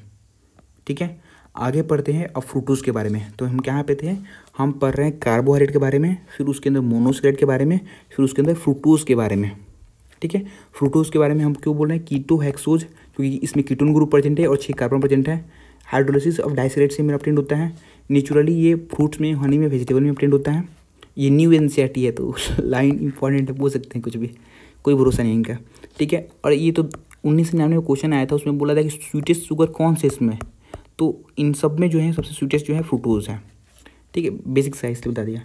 अब देखो स्ट्रक्चर ऑफ फ्रूक्टोज कैसा होगा, देखो ये भी सेम ही होता है, दोनों का मॉलिक्यूलर फॉर्मूला C6H12O6। डिफरेंस कहाँ आता है, यहाँ पे जो आप देखोगे अल्डिहाइड का स्ट्रक्चर, तो वहाँ पे फर्स्ट कार्बन में अल्डिहाइड था, सॉरी ग्लूकोज में फर्स्ट कार्बन पे अल्डिहाइड था, लेकिन फ्रूक्टोज के अंदर जो है सेकेंड कार्बन पे कीटोन ग्रुप प्रेजेंट होता है, इसलिए इसको कीटोहेक्सोज बोलते हैं। पहला डिफरेंस हो गया, बाकी सब सेम है। ठीक है, अब ये जो है डी सीरीज से बिलोंग करता है। क्यों करता है भाई, ये क्योंकि हम बता सकते हैं ये कॉन्फिगरेशन पे डिपेंड करता है। जो सबसे लोवेस्ट एसिमेट्रिकल कार्बन है, जो सबसे लोवेस्ट कायरल कार्बन है, उस पर OH ग्रुप अगर राइट हैंड साइड प्रेजेंट है तो ये कैपिटल D कॉन्फिगरेशन से बिलोंग करेगा। ठीक है, लेकिन लिवोरोटेटरी होगा कि डेस्टोरोटेटरी होगा ये हम नहीं बता सकते, क्योंकि ये एक्सपेरिमेंटल है, ये ऑप्टिकल एक्टिविटी पे डिपेंड करता है। तो ये इन्होंने लिख रखा है, तो मान लिए कि हाँ चलो लिवोरोटेटरी है, यानी कि इसमें हम निगेटिव साइन से रिप्रेजेंट करेंगे। ठीक है, इसलिए फ्रूक्टोज क्या है, कैपिटल D और निगेटिव साइन है, क्योंकि कैपिटल D क्योंकि लोवेस्ट कार्बन पे OH ग्रुप राइट में प्रेजेंट है, और निगेटिव इसलिए बिकॉज ये लिवोरोटेटरी है। ठीक है, अब आगे पढ़ते हैं कि दो साइक्लिक फॉर्म्स कौन कौन से हैं उनके बारे में। तो सिंपल सा उसी तरह है, यहाँ पे जो है वहाँ पे था 6 मेंबर रिंग, यहाँ पे होगा 5 मेंबर रिंग। 5 मेंबर रिंग में आपके 4 कार्बन हैं और 1 ऑक्सीजन है, ठीक है। लेकिन ये लाइन बहुत इंपॉर्टेंट, देखो मैंने इसलिए अलग से लिख रखा है। सबसे इंपॉर्टेंट ये जो फ्यूरान, आपके जो भी फ्रूक्टोज हैं ये फ्यूरान से रिजेंबल करते हैं। 5 मेंबर रिंग है, 4 कार्बन है, 1 ऑक्सीजन है, लेकिन ये एरोमेटिक है। एरोमेटिसिटी अगर आपने नहीं पढ़ा तो मैं शॉर्ट में बता देता हूँ। पहला कंडीशन है कि साइक्लिक होना चाहिए, तो साइक्लिक है जी, ठीक है। फिर प्लेनर होना चाहिए, मान लिए प्लेनर है। कंजुगेशन होना चाहिए, देखो यहाँ पे है pi sigma pi, pi sigma lone pair, pi sigma lone pair, तो परफेक्ट कंजुगेशन बैठ रहा है। फिर हॉकल्स रूल होता है मेरा कि जो कोई जितनी इलेक्ट्रॉन्स मेरे कंजुगेशन में इन्वॉल्व है, ऐसे तो इसका फार्मूला होता है, लेकिन मैंने याद किया था 2 6 10 14, ठीक है। और इसमें ऐड करते जाओ 4 18 फिर 22। अगर इतने इलेक्ट्रॉन है कंजुगेशन में तो ये मेरे एरोमेटिक कहलाएगा। तो 2 इलेक्ट्रॉन यहाँ पे हैं, 2 4 यहाँ पे और 2 यहाँ पे हैं, तो 6 इलेक्ट्रॉन कंजुगेशन में इन्वॉल्व है, तो ये मेरे हो गए एरोमेटिक, क्योंकि 6 इलेक्ट्रॉन हमको चाहिए थे। तो साइक्लिक है, प्लेनर है, कंजुगेशन है और 6 इलेक्ट्रॉन इन्वॉल्व है, इसलिए ये एरोमेटिक हो गया। तो ये बहुत इंपॉर्टेंट एग्जाम्पल है कि फ्यूरान जो है फ्रूक्टोज इसी से रिजेंबल करता है और ये एरोमेटिक है, ठीक है। फिर दोनों स्ट्रक्चर बिल्कुल जैसे वहाँ पे हमने पढ़ा था ग्लूकोज का वैसे ही है कि कैपिटल डी, क्योंकि सबसे लोवेस्ट कार्बन पे वो जो राइट हैंड साइड में था। निगेटिव इसलिए क्योंकि ये लिबोरेटरी है, अल्फा फॉर्म ये है, बीटा फॉर्म ये है। कैसे याद करोगे दोनों को, तो एनोमेरिक कार्बन यहाँ पे कौन सा हुआ, ठीक है बोलो। क्योंकि देखो यहाँ पे जो मेरे एक कार्बन के सेकेंड कार्बन के OH ग्रुप के डिफरेंट प्रेजेंट होने के कारण यहाँ पे 2 डिफरेंट स्ट्रक्चर फॉर्म गए, इसलिए दोनों एनोमर्स हैं फ्रूक्टोज के, अल्फा फॉर्म और बीटा फॉर्म। अगर OH नीचे है तो अल्फा बोलेंगे फ्रूक्टोज, अगर OH ऊपर है तो बीटा बोलेंगे फ्रूक्टोज, ठीक है। अब हम आते हैं अपने सेकेंड पार्ट पे, डाइसिगरेट्स वाले पे। तो डाइसिगरेट्स के पहले एग्जांपल्स देख लेते हैं। पहला है सुक्रोज, मल्टोज और लैक्टोज, तीनों के बारे में हमको डिटेल में पढ़ना है। सबसे पहले देख लो कि मैंने बोला था कि डाइसिगरेट के जब भी हम हाइड्रोलिसिस करेंगे तो या तो सेम या डिफरेंट 2 मोनोसैकेराइड रिलीज होंगे। सबसे पहले आपको पढ़ना है यहाँ पे ग्लाइकोसाइडिक लिंकेज के बारे में। देखो होता क्या है कि जब भी 2 मोनोसैकेराइड आपस में जुड़ते हैं लॉस ऑफ वाटर से, मतलब वाटर को रिलीज करके, तब मेरा ग्लाइकोसाइडिक लिंकेज का फॉर्मेशन होता है। और यहाँ पे आप देख सकते हो, देखो ये एक मोनोसैकेराइड है और ये एक मोनोसैकेराइड है और दोनों एक ऑक्सीजन से बॉन्डेड होंगे, तो इनको बोलते हैं ग्लाइकोसाइडिक लिंकेज। अभी से लेके जब तक ले हम पॉलीसैकेराइड, डाइसैकेराइड जितने एग्जाम्पल आपको दिखाएंगे वहाँ पे आपको सबके लिंकेज के बारे में एकदम एग्जैक्ट याद होना चाहिए कि कौन सा ग्लाइकोसाइडिक लिंकेज है, क्योंकि आपको मैं भी क्वेश्चन दिखाऊंगा इसमें बहुत ज़्यादा कन्फ्यूजन कराते हैं एग्जामिनर, ठीक है। तो सबसे पहले देख लो कि यहाँ पे हम वापस से देख लेते हैं नॉन रिड्यूसिंग शुगर और रिड्यूसिंग शुगर के एग्जांपल क्या थे। तो नॉन रिड्यूसिंग शुगर क्या थे, जिसमें अल्डिहाइड और कीटोनिक ग्रुप बॉन्डेड थे उनको बोलते थे नॉन रिड्यूसिंग शुगर, जैसे सुक्रोज था। और जिनमें अल्डिहाइडिक और कीटोनिक ग्रुप फ्री थे उनको बोलते हैं रिड्यूसिंग शुगर, जैसे मल्टोज था और लैक्टोज था, ठीक है। अब एक एक करके एग्जांपल शुरू करते हैं। पहला जो एग्जांपल था सुक्रोज है। सुक्रोज का हम लोग पढ़े हैं कि जब भी हाइड्रोलिसिस करेंगे तो इक्विमोलर मिक्सचर आएगा क्या, तो D positive glucose, D negative fructose, ऐसे याद करना है, ठीक है। और यहाँ पे ये क्वेश्चन एग्जाम में भी आया था हमारे, तो अल्फा डी ग्लूकोज और बीटा डी फ्रूक्टोज होगा, ठीक है, हाइड्रोलिसिस करने के बाद। अब देखो इनके बीच में लिंकेज कैसे होगा, तो देखो जो अल्फा डी ग्लूकोज है इसका फर्स्ट कार्बन और बीटा डी फ्रूक्टोज है इसका सेकेंड कार्बन, दोनों के बीच में ग्लाइकोसाइडिक लिंकेज का फॉर्मेशन होता है। तो इनको हम कैसे बोलेंगे, ठीक है, तो इनको बोलेंगे C1C2 ग्लाइकोसाइडिक लिंकेज, ठीक है। और ये अल्फा लिंक होगा अल्फा डी ग्लूकोज से और बीटा लिंक होगा बीटा डी फ्रूक्टोज से, ठीक है। तो ऐसे इनका ग्लाइकोसाइडिक लिंकेज का फॉर्मेशन होता है अल्फा डी ग्लूकोज के C1 कार्बन से, बीटा डी फ्रूक्टोज के C2 कार्बन से हमारे यहाँ पे ग्लाइकोसाइडिक लिंकेज का फॉर्मेशन होता है। और ये नॉन रिड्यूसिंग शुगर है बिकॉज अल्डिहाइड जो है यहाँ पे बॉन्डेड स्टेट में है, ठीक है। अब देखो जैसे सुक्रोज का जब हम हाइड्रोलिसिस किए तो ग्लूकोज और फ्रूक्टोज में इक्विमोलर अपटेंट हुआ। सुक्रोज जो है वो डेस्टोरोटेटरी है। डेस्टोरोटेटरी कहने का मतलब क्या है मेरा, तो यानी कि ये पॉजिटिव साइन है। जब इनका हाइड्रोलिसिस करते हैं तो देखो ग्लूकोज जो है मेरा ये पॉजिटिव है यानी कि डेस्टोरोटेटरी है, और फ्रूक्टोज जो है मेरा ये लिवोरोटेटरी है, निगेटिव है। तो होता क्या है, अब फाइनली मेरा क्या होगा, ये डेस्टोरोटेटरी होगा या लिवोरोटेटरी होगा। देखो सुक्रोज तो मेरा डेस्टोरोटेटरी है, पॉजिटिव है, लेकिन जब हम हाइड्रोलिसिस करते हैं तो निगेटिव ज़्यादा होता है और पॉजिटिव कम होता है। ओवरऑल जो मिक्सचर होता है मेरा वो निगेटिव हो जाता है, यानी कि लीवो रोटेटरी होता है, यानी कि डेस्टो रोटेटरी पहले था लेकिन जैसे ही हाइड्रोसिस हुआ वो लीवो रोटेटरी हो गया। इसीलिए इसको हम बोलते हैं सुक्रोज को इन्वर्ट शुगर, क्योंकि जो है ये लीवो रोटेटरी ज़्यादा होता है और हाइड्रोलिसिस के बाद जो है मेरा साइन ऑफ रोटेशन चेंज हो जाता है, इसीलिए सुक्रोज को बोलते हैं इन्वर्ट शुगर। ठीक है, और यहाँ पे दो क्वेश्चन आए हुए सिंपल, सुक्रोज किससे मिलकर बना होता है, तो alpha D glucose beta D fructose, या ग्लूकोज के साथ यहाँ पे पायरेनोज भी लिख सकते हैं क्योंकि इसका जो स्ट्रक्चर है वो पायरेनोज से सिमिलर होता है और फ्रूक्टोज का फ्यूरांस है, इसीलिए यहाँ पे। ठीक है, बाकी दोनों क्वेश्चन सेम ही था।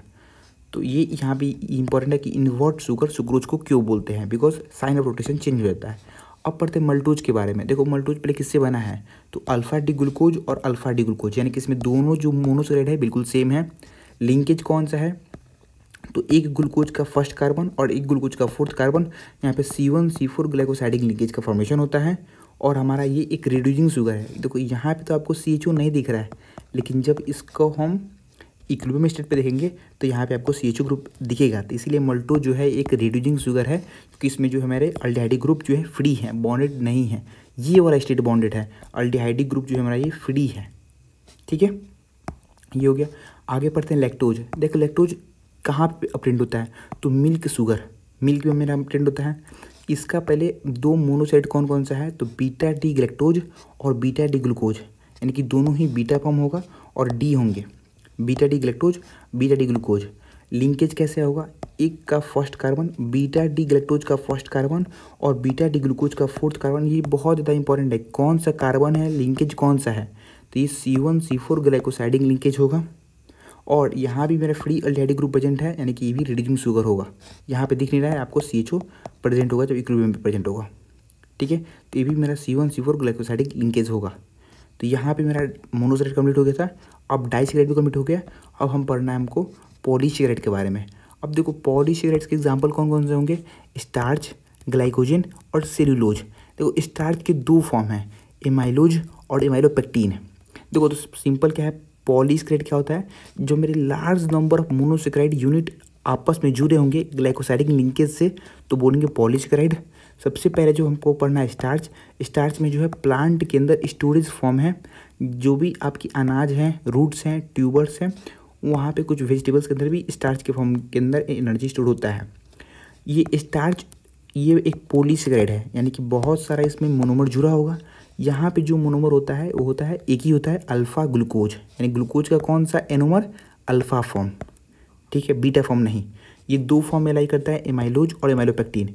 NCERT के अंदर यहाँ पे एमाइलोज बनाया हुआ है और यहाँ पे एमाइलोपेक्टिन बनाया हुआ है। दोनों का डिफरेंस बहुत ज़्यादा इंपॉर्टेंट है, बहुत ज़्यादा इंपॉर्टेंट है। तो मैंने यहाँ पे अलग से ऐड कर रखा है एमाइलोज और एमाइलोपेक्टिन में क्या क्या डिफरेंसेस हैं। पहला डिफरेंस, एमाइलोज जो है स्ट्रेट है। देखो दोनों में तो पहला बात, जो भी मेरे मोनोमर है वो सेम है, वो है मेरे अल्फा ग्लूकोज, इसमें भी और इसमें भी अल्फा ग्लूकोज दोनों में है। फिर पहला डिफरेंस क्या है कि एमाइलोज जो है हमारा ये स्ट्रेट चेन होता है, एमाइलोपेक्टिन जो है हमारा ये ब्रांच्ड होता है। ठीक है, क्यों होता है अभी हम देखेंगे उसको। पहले इतना देख लो कि एमाइलोज स्ट्रेट, ये ब्रांच्ड होगा। टोटल स्टार्च का 20% होता है एमाइलोज और 80% होता है एमाइलोपेक्टिन। NCERT में डाटा डिफरेंट दे रखा है, 15 से 20% एमाइलोज का दे रखा है और 80 से 85% एमाइलोपेक्टिन का दे रखा है। ठीक है, फिर एमाइलोज जो है हमारा ये स्ट्रेट चेन होता है। इसमें कितने मोनोसैकेराइड हो सकते हैं अल्फा ग्लूकोज के, तो 200 से 100,000 यूनिट, 200 से 1000 यूनिट हो सकते हैं। और जो मेरा एमाइलोपेक्टिन है ये ब्रांच्ड है। ठीक है, फिर वाटर सोलुबल ज़्यादा कौन होता है, तो एमाइलोज जो है ज़्यादा वाटर सोलुबल होता है। ये आपके इतने पॉइंट्स जो हैं यहाँ पे डिफरेंस में दे रखे हैं। सबसे जो इम्पॉर्टेंट है वो लिंकेज वाला है, हमको उसको देखना है। तो ये एमाइलोज है, ये alpha glucose alpha glucose alpha glucose, तो लिंकेज कौन होगा, अल्फा लिंक होगा, अल्फा लिंक होगा। किस किस कार्बन के बीच में है, तो C1C4, एक ग्लूकोज का फर्स्ट कार्बन, एक का फोर्थ कार्बन, फिर उसका फर्स्ट, फिर इसका फोर्थ, तो C1C4 अल्फा लिंकेज है। तो ग्लाइकोसाइडिक लिंकेज कैसा है, अल्फा C1C4 ग्लाइकोसाइडिक लिंकेज है। याद कर लो क्या, अल्फा C1C4 ग्लाइकोसाइडिक लिंकेज।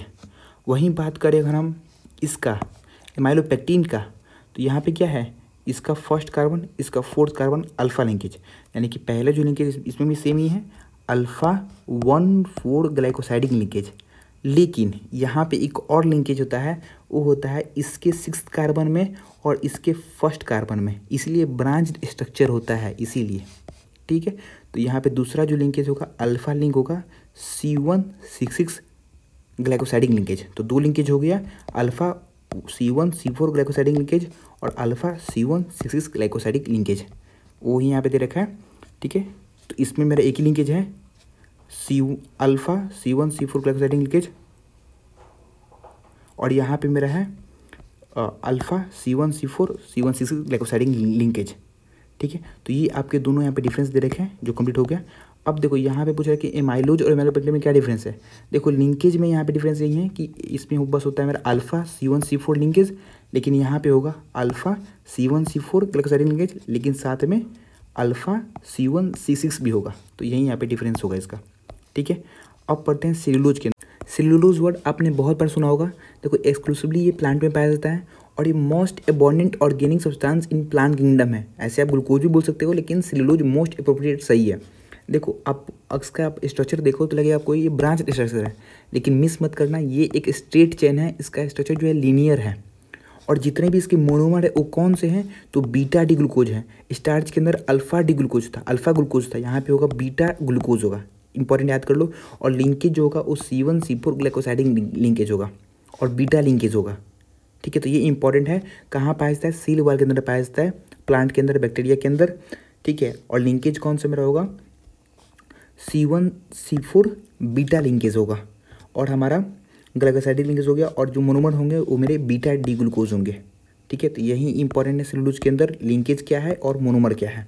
ठीक है, अब बात करें ग्लाइकोजन का, तो एनिमल के अंदर जो स्टोर होता है, स्टोरेज फॉर्म है, वो यही ग्लाइकोजन है। इसके लिए इसको हम एनिमल स्टार्च भी बोलते हैं। और ये एमाइलोपेक्टिन से सिमिलरिटीज में होता है थोड़ा सा, क्योंकि ये हाईली ब्रांच्ड होता है। ठीक है, उससे ज़्यादा ही ब्रांच होता है, एमाइलोपेक्टिन से ज़्यादा ही ब्रांच होता है। और ये कहाँ पे स्टोर होता है, तो लीवर में प्रेजेंट होता है, मसल्स के अंदर और ब्रेन के अंदर ग्लाइकोजन स्टोर होता है। ठीक है, और जब भी हमको ग्लूकोज चाहिए, ठीक है, ज़्यादा एनर्जी चाहिए, तो हम इंजाइम से इनको ब्रेक करके वापस से ग्लूकोज में ब्रेक करते हैं, क्योंकि बना तो ग्लूकोज से ही है, और ये ईस्ट के अंदर और फंगी के अंदर भी पाया जाता है। तो ये था ग्लाइकोजन का। फिर कुछ इंपॉर्टेंट एग्जाम्पल्स हैं कार्बोहाइड्रेट के। ठीक है, इंपॉर्टेंस क्या क्या है कार्बोहाइड्रेट्स के, तो इंपॉर्टेंट ये है मेरा कि ये प्लांट्स में और एनिमल में बहुत ज़्यादा एसेंशियल रोल प्ले करता है। ठीक है, मेजर पोर्शन हमारे फूड का यही कार्बोहाइड्रेट ही है। ठीक है, जैसे पहले हनी को हम यूज़ करते थे बहुत सारे मेडिसिन के अंदर, तो ये भी इसका इंपॉर्टेंस ही है। स्टोरेज फॉर्म, जैसे प्लांट के अंदर स्टोरेज फॉर्म में स्टार्च हो गया, एनिमल के अंदर हो गया ग्लाइकोजन। ठीक है, सेल वॉल, बैक्टीरिया के सेल वॉल के अंदर, प्लांट के सेल वॉल के अंदर मेरा सेल्यूलोज ही है। ठीक है, फर्नीचर्स के अंदर मेरा सेल्यूलोज को यूज़ करते हैं हम लोग। फिर वुड के अंदर, क्लॉथ के अंदर सेल्यूलोज का ही यूज़ होता है। फिर जो कॉटन फाइबर हो गए, रॉ मटेरियल्स हो गए, टेक्सटाइल के अंदर, पेपर के अंदर, यहाँ पे हमारा सेल्यूलोज का यूज़ होता है। तो ये आपका यहाँ पे मेरा कमिट होता है कार्बोहाइड्रेट्स। अब हम शुरू कर रहे हैं प्रोटीन्स के बारे में। तो प्रोटीन्स में दे रखा है कि ये मोस्ट एबोनेंट बायोमोलिक्यूल्स हैं इन द लिविंग सिस्टम। ठीक है, सबसे मोस्ट एबोनेंट बायोमोलिक्यूल्स है लिविंग सिस्टम के अंदर। और इसका चीप सोर्स क्या क्या है, तो मिल्क हो गया, चीज़ हो गया, पल्स हो गया, पीनट्स हो गया, फिश हो गया, मीट हो गया। तो आपको पता है कि यहाँ प्रोटीन कहाँ कहाँ मिलता है, वो हो गया। ग्रोथ और मेंटेनेंस ऑफ द बॉडी में इसका बहुत इंपॉर्टेंट रोल है। और जितने भी मेरे प्रोटीन हैं, इन सब के मोनोमर क्या है, अल्फ़ा एमिनो एसिड। अब ये अल्फ़ा वर्ड क्यों यूज़ किया है, इस पर ध्यान देते हैं। देखो अल्फ़ा एमिनो एसिड कहने का मतलब क्या है, जैसे यहाँ पे को पता होगा, अपने बायोमोलिक्यूल्स जो क्लास 11th में है वहाँ भी पढ़ा होगा कि एक कार्बन होता है जिसमें एक वेरिएबल ग्रुप होता है, और ये है मेरा NH2 ग्रुप जुड़ता है जो एमिनो ग्रुप हुआ, और यहाँ पे कार्बोक्सिलिक एसिड जुड़ा होता है। तो ऐसा कार्बन, ऐसा एमिनो एसिड, ऐसा कार्बन जिसपे बोथ एमिनो ग्रुप और कार्बोक्सिल ग्रुप दोनों जुड़ा हो, उसको बोलते हैं हम लोग अल्फ़ा एमिनो एसिड। ठीक है, तो यहाँ पे इस कार्बन के ऊपर बोथ मेरा कार्बोक्सिल ग्रुप और ये हमारा एमिनो ग्रुप दोनों जुड़ा हुआ है, तो इसको हम बोलेंगे अल्फ़ा एमिनो एसिड। ठीक है, और हमारे जितने भी प्रोटीन्स हैं सबके मोनोमर जो है अल्फ़ा एमिनो एसिड ही हैं। ठीक है, अब देखो इसको ध्यान से आप तोड़ोगे अल्फ़ा एमिनो एसिड को, तो इस एमिनो का मतलब होता है NH2 ग्रुप, और इस एसिड का मतलब हो गया कार्बोक्सिलिक एसिड हो गया। ठीक है, और यहाँ पे हम एमिनो एसिड देख रहे हैं, तो इसमें क्या होगा, एक एमिनो ग्रुप होगा, एक कार्बोक्सिल ग्रुप होगा। और एमिनो एसिड्स बहुत टाइप में क्लेसिफाई किए गए हैं, अल्फ़ा, बीटा, गामा, डेल्टा, लेकिन जो मोस्ट इम्पॉर्टेंट फॉर्म है वो मेरा अल्फ़ा फॉर्म है। और only alpha amino acid are obtained on the hydrolysis of protein, यानी कि जब भी हम प्रोटीन के हाइड्रोलिसिस करते हैं तो बस अल्फ़ा एमिनो एसिड ही मेरा ऑब्टेन्ड होता है। ठीक है। अब अल्फा एमिनो एसिड का इतना अच्छा है तो यहाँ पे कुछ इंपॉर्टेंट उसका वर्ड हम याद कर लेते हैं, फिर आगे मिलेगा आपको कि जो अल्फा एमिनो एसिड है मेरे, ये वाटर सोलुबल होते हैं, कलरलेस होते हैं, इनका मेल्टिंग पॉइंट बहुत ज़्यादा होता है और ये क्रिस्टलाइन सॉलिड फॉर्म एग्जिस्ट करते हैं ड्यू टू ज्यूट्रायनिक फॉर्म, और ये ऑप्टिकली एक्टिव होते हैं। कौन सा ऐसा मेरा ऑप्टिकली इनएक्टिव है एमिनो एसिड, तो वो मेरा हो गया ग्लाइसिन। ग्लाइसिन जो है ये ऑप्टिकली इनएक्टिव होता है। क्यों होता है? बिकॉज इस पर जो है कायरल कार्बन नहीं होता है, इस कार्बन पे 2 हाइड्रोजन ग्रुप जुड़ा होता है जो कि दोनों सिमिलर है, तो इसलिए ये कायरल कार्बन नहीं होता है और ऑप्टिकली इनएक्टिव होता है। तो ग्लाइसिन जो है ऐसा एमिनो एसिड है जो कि ऑप्टिकली इनएक्टिव है। ठीक है।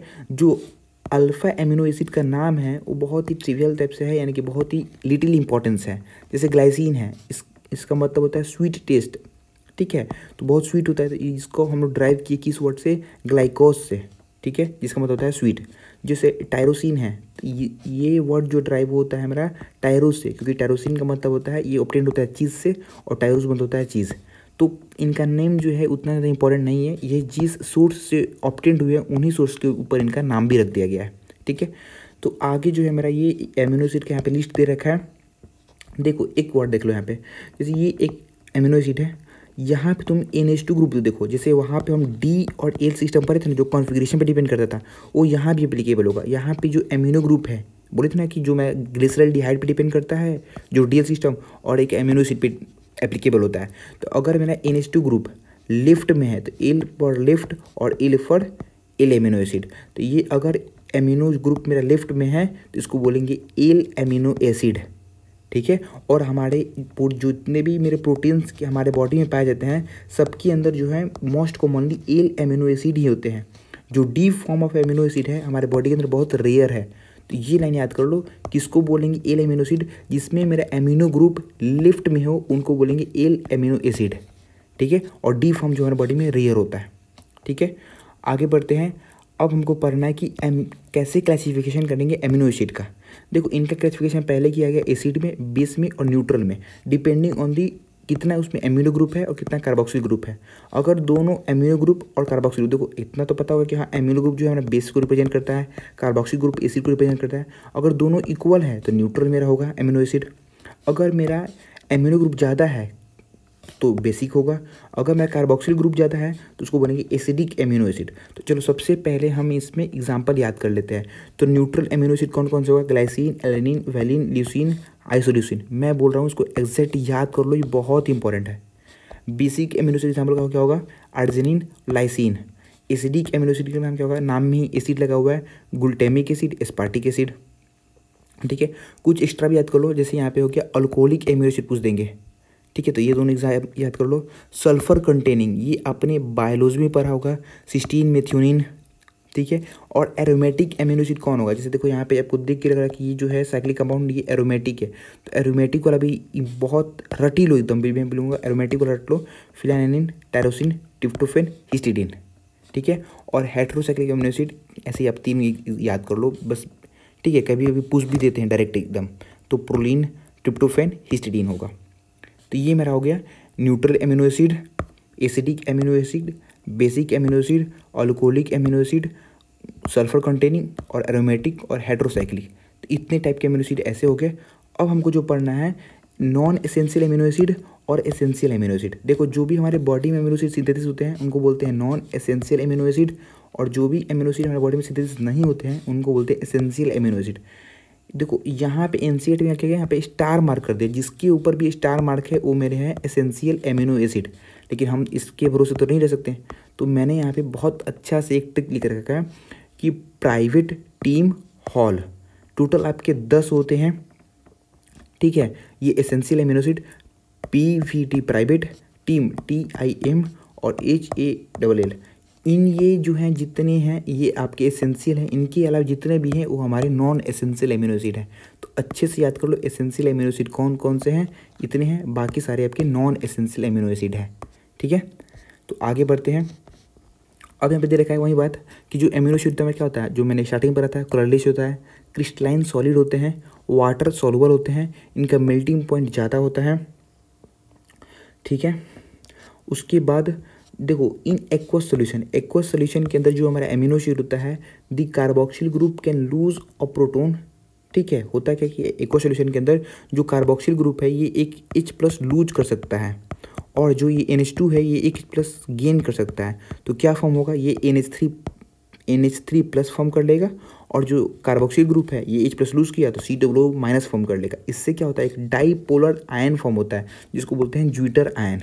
क्यों होता है, क्योंकि NH2 जो है एक H+ गेन कर लिया और ये जो है एक H+ लूज कर दिया, उसके कारण से एक डाईपोलर आयन फॉर्म होता है और हमारा ये स्ट्रक्चर ज्विटर आयन फॉर्म होता है। देखो जो ज्विटर आयनिक फॉर्म है मेरा, ये एमिनो एसिड शो एम्फोटेरिक भी शो करता है, यानी कि ये जो ज्विटर आयनिक फॉर्म है मेरा बहुत एसिड से और बेस दोनों से रिएक्ट करेगा। ग्लाइसिन को अगर छोड़ दे तो सारे एमिनो एसिड मेरे ऑप्टिकली एक्टिव होते हैं।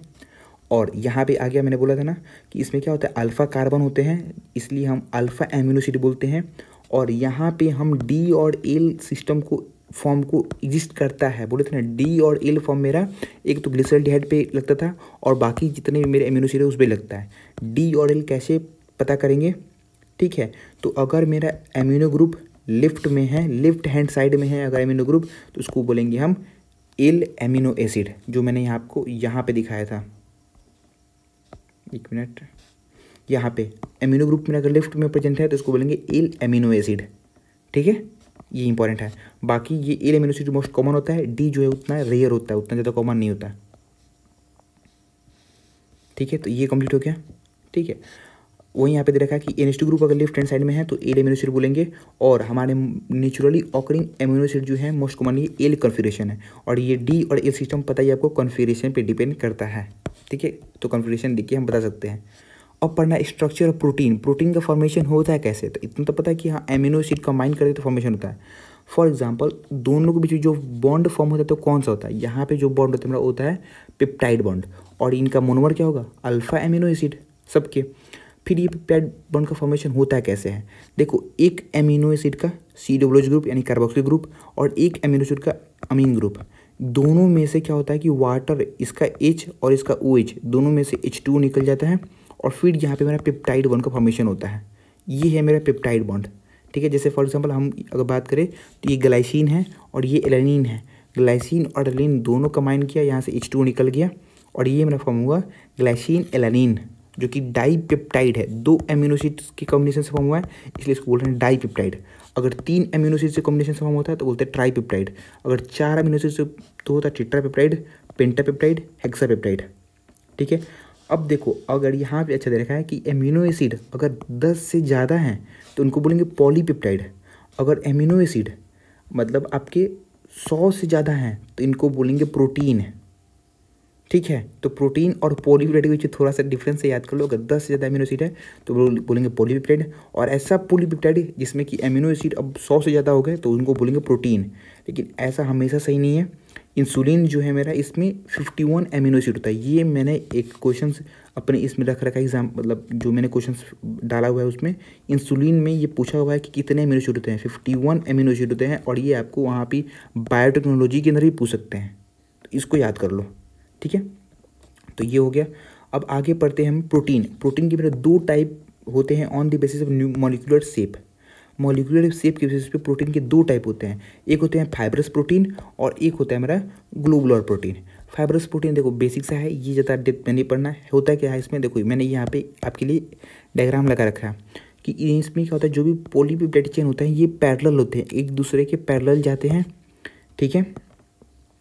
और ये हाइड्रोजन बॉन्ड और डाइसल्फाइड बॉन्ड से अटैच्ड होते हैं, ठीक है। 2 बॉन्ड होते हैं, हाइड्रोजन बॉन्ड और डाइसल्फाइड बॉन्ड फाइब्रस प्रोटीन में। फिर ये फाइबर लाइक स्ट्रक्चर होता है, दिख रहा है फाइबर लाइक स्ट्रक्चर इनका दिख रहा है। उसके बाद ये वाटर में इनसोल्युबल होते हैं, ये इंपॉर्टेंट है। फाइब्रस प्रोटीन जो है ये वाटर में इनसोल्युबल होते हैं, ये वाटर में सोल्युबल नहीं है। और इनके एग्जाम्पल क्या है, कहाँ कहाँ पे ये फाइब्रस प्रोटीन पाए जाएंगे, तो पहले कैरेटिन के अंदर, जहाँ पे हेयर के अंदर, ऊल के अंदर, सील के अंदर, जहाँ भी कैरेटिन पाया जाएगा वहाँ पे मेरा फाइब्रस प्रोटीन पाया जाता है।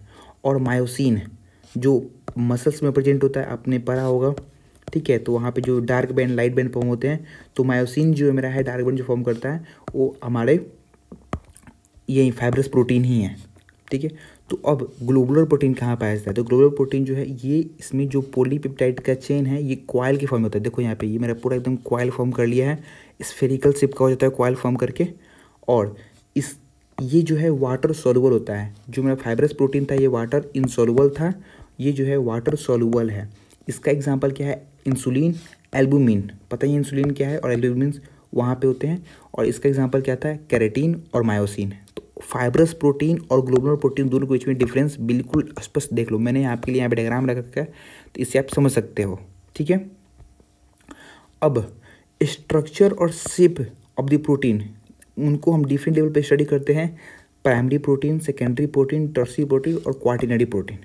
देखो प्राइमरी प्रोटीन यहाँ पे मैं आपको बस बोलूँगा, आप ये डायग्राम देख लो, आपको सब समझ में आ जाएगा।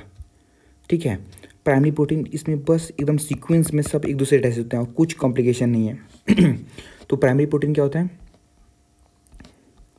कि यहाँ पे एक स्पेसिफिक सीक्वेंस में सारे पॉलीपेप्टाइड एक दूसरे से जुड़े होते हैं स्ट्रेट। जो सेकेंडरी स्ट्रक्चर है मेरा प्रोटीन का, यहाँ पे दो टाइप के स्ट्रक्चर फॉर्म होते हैं, अल्फा हेलिक्स और बीटा प्लेटेड शीट। देखो जो ये आपको दिख रहा है राइट हैंडेड फैशन के अंदर, ये मेरा है अल्फा हेलिक्स।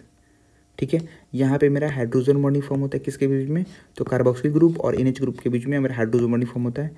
अल्फा हेलिक्स जो है ये ट्विस्टिंग जो इसमें किस में होता है? राइट हैंडेड फैशन में होता है। ठीक है, और इसमें हाइड्रोजन बॉन्ड मेरा फॉर्म होता है NH और CO ग्रुप की वजह से। ये एक मेरा एक टर्न का CO और एक टर्न का NH, इन दोनों के बीच में मेरा हाइड्रोजन बॉन्डिंग फॉर्म होता है। वहीं यहाँ पे लिख रखा है कि यहाँ पे जो हाइड्रोजन बॉन्डिंग फॉर्म होता है मेरा एक एमिनो एसिड का, एक टर्न का NH ग्रुप और दूसरे टर्न का CO ग्रुप, इन दोनों के बीच में हमारा हाइड्रोजन, अब देख सकते हो जैसे ये एक CO है एक NH, यहाँ पे हाइड्रोजन फॉर्म हुआ, एक ये CO हो और एक NH, यहाँ पे हाइड्रोजन फॉर्म हुआ। तो एक टर्न का NH और एक टर्न का CO, इन दोनों के बीच में हाइड्रोजन बॉन्डिंग मेरा फॉर्म हो रहा है। ठीक है, वहीं पे लिख रखा है। अब बीटा प्लेटेड शीट की बात करें, ये भी क्या है? मेरा सेकेंडरी स्ट्रक्चर ही है। इसमें क्या होता है कि इंटरमॉलिक्यूलर हाइड्रोजन बॉन्डिंग होता है, यानी कि दो एमिनो एसिड के बीच में हाइड्रोजन बॉन्डिंग होता है। ठीक है, सबसे जो अच्छा स्ट्रक्चर है वो है टर्सरी स्ट्रक्चर प्रोटीन। ठीक है, जैसे यहाँ पे देख लो, ये प्राइमरी था, सेकेंडरी में यहाँ पे एग्जांपल जो दे रखा है अल्फा हेलिक्स दे रखा है। अब यहीं अल्फा हेलिक्स और भी घूम जाए तो मेरा फॉर्म हो जाएगा टर्सरी स्ट्रक्चर। देखो ये एक अल्फा हेलिक्स हुआ और ये एक अल्फा, यहीं दोनों मिल गए आपस में घूम गए तो बन गया मेरा टर्सरी स्ट्रक्चर। तो टर्सरी स्ट्रक्चर और कुछ नहीं है, further folding of the secondary structure से फॉर्म होता है। जो मेन फोर्सेस हैं टर्सरी स्ट्रक्चर के लिए वो कौन कौन से हैं? Hydrogen bond, disulphide linkage, van der Waals और इलेक्ट्रोस्टैटिक फोर्स। ठीक है, इससे ज़्यादा आप डेप्थ में नहीं पढ़ना है आपको। फिर आगे पढ़ना है जो मेरा क्वार्टिनरी स्ट्रक्चर प्रोटीन क्या होगा। देखो इसमें क्या होते हैं आपके टू और more polypeptide chain referred as subunit. इसमें जो सब यूनिट होते हैं दो और दो से ज़्यादा हो सकते हैं मेरे। ठीक है, और ये जो है बहुत ज़्यादा क्वाइल होते हैं, बहुत ज़्यादा ही स्फेरिकल होते हैं। ठीक है, ले जैसे आप कोई देखे होगे कलर बॉल देखे होगे वैसे आपको दिखेगा। ठीक है, तो ये मेरा क्वार्टिनरी स्ट्रक्चर हो गया। आप यहाँ पे देख के सबको कंपेयर कर सकते हो और फिर उसी को ये इस फॉर्म में देख सकते हैं, प्राइमरी, सेकेंडरी, टर्सरी और ये क्वार्टिनरी होगा। क्वार्टिनरी जो बहुत सारे टर्सरी को मिल के फॉर्म होगा। अब देखो ये एक थोड़ा सा लास्ट टॉपिक है प्रोटीन के अंदर ही, डीनेचुरेशन ऑफ प्रोटीन।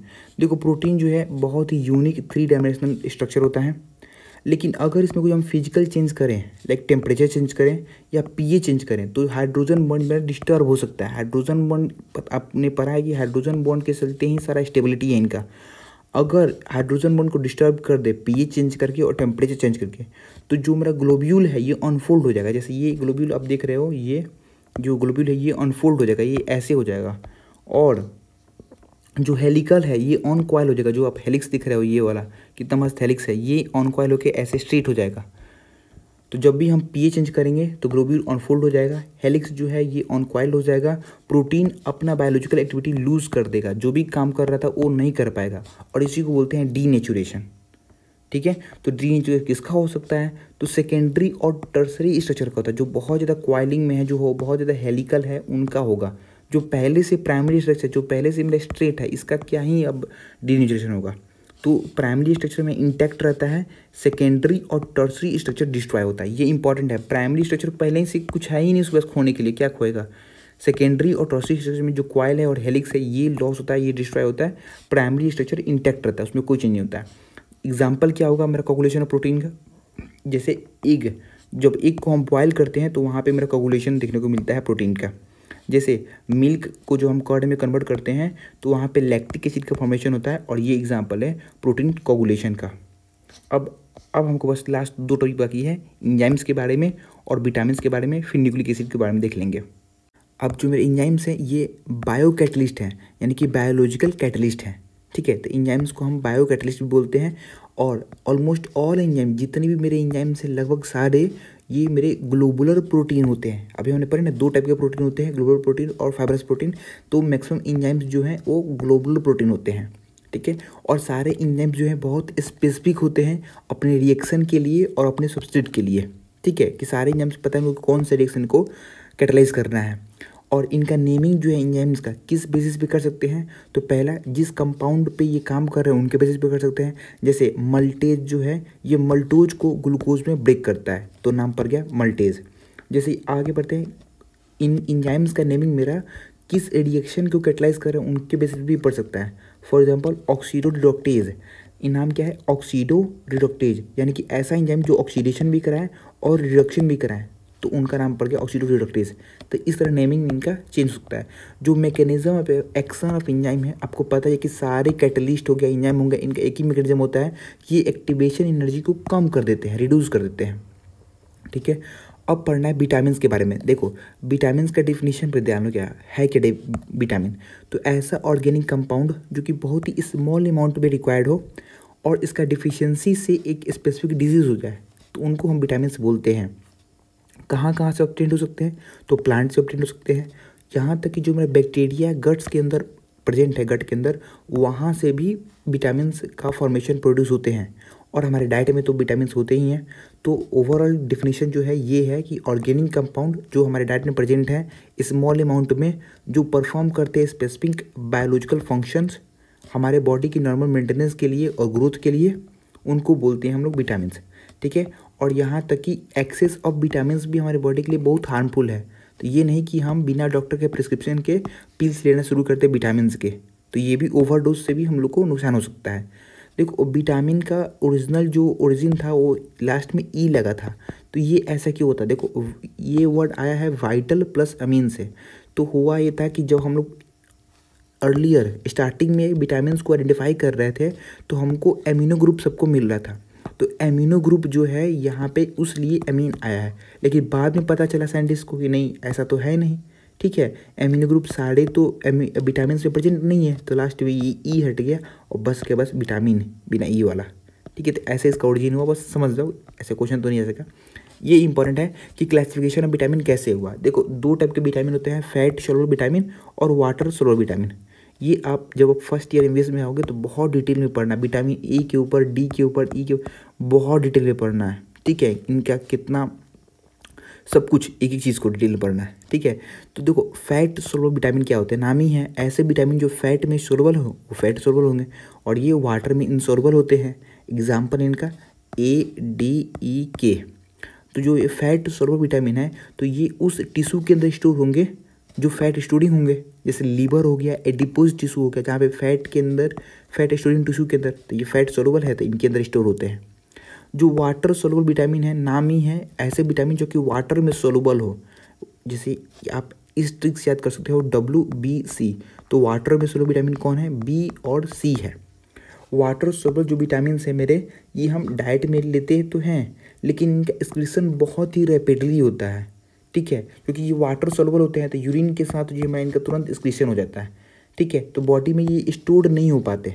इनका एक एक्सेप्शन है, कौन सा ऐसा विटामिन है वाटर सोलुबल विटामिन जो बॉडी में स्टोर होता है, तो वो है विटामिन B12, ठीक है।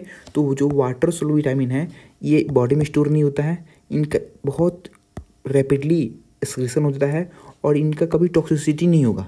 आप कितना भी इनका ओवर डोज आप खा लो तो होगा क्या, जितना ही ज़्यादा आप खाओगे उतना ज़्यादा यूरिन से निकल जाएगा और आपके बॉडी में नॉर्मल वैल्यू बना रहेगा। तो इसका ओवर डोज नहीं होता है वाटर सोलुबल विटामिन का, टॉक्सिसिटी नहीं होता है, ठीक है। ये जो टेबल है बहुत ज़्यादा इंपॉर्टेंट है यार, इसको याद कर लो, डेली लाइफ के लिए भी बहुत इंपॉर्टेंट है और कोई भी पूछ सकता है आपको, ठीक है। तो विटामिन का यहाँ पे नेम दे रखा है, सोर्स उतना ज़्यादा इंपॉर्टेंट नहीं है लेकिन सोर्स भी देख लो। सबसे ज़्यादा इंपॉर्टेंट है विटामिन का नाम और डिजीज़, ठीक है, वो बहुत ज़्यादा इंपॉर्टेंट है।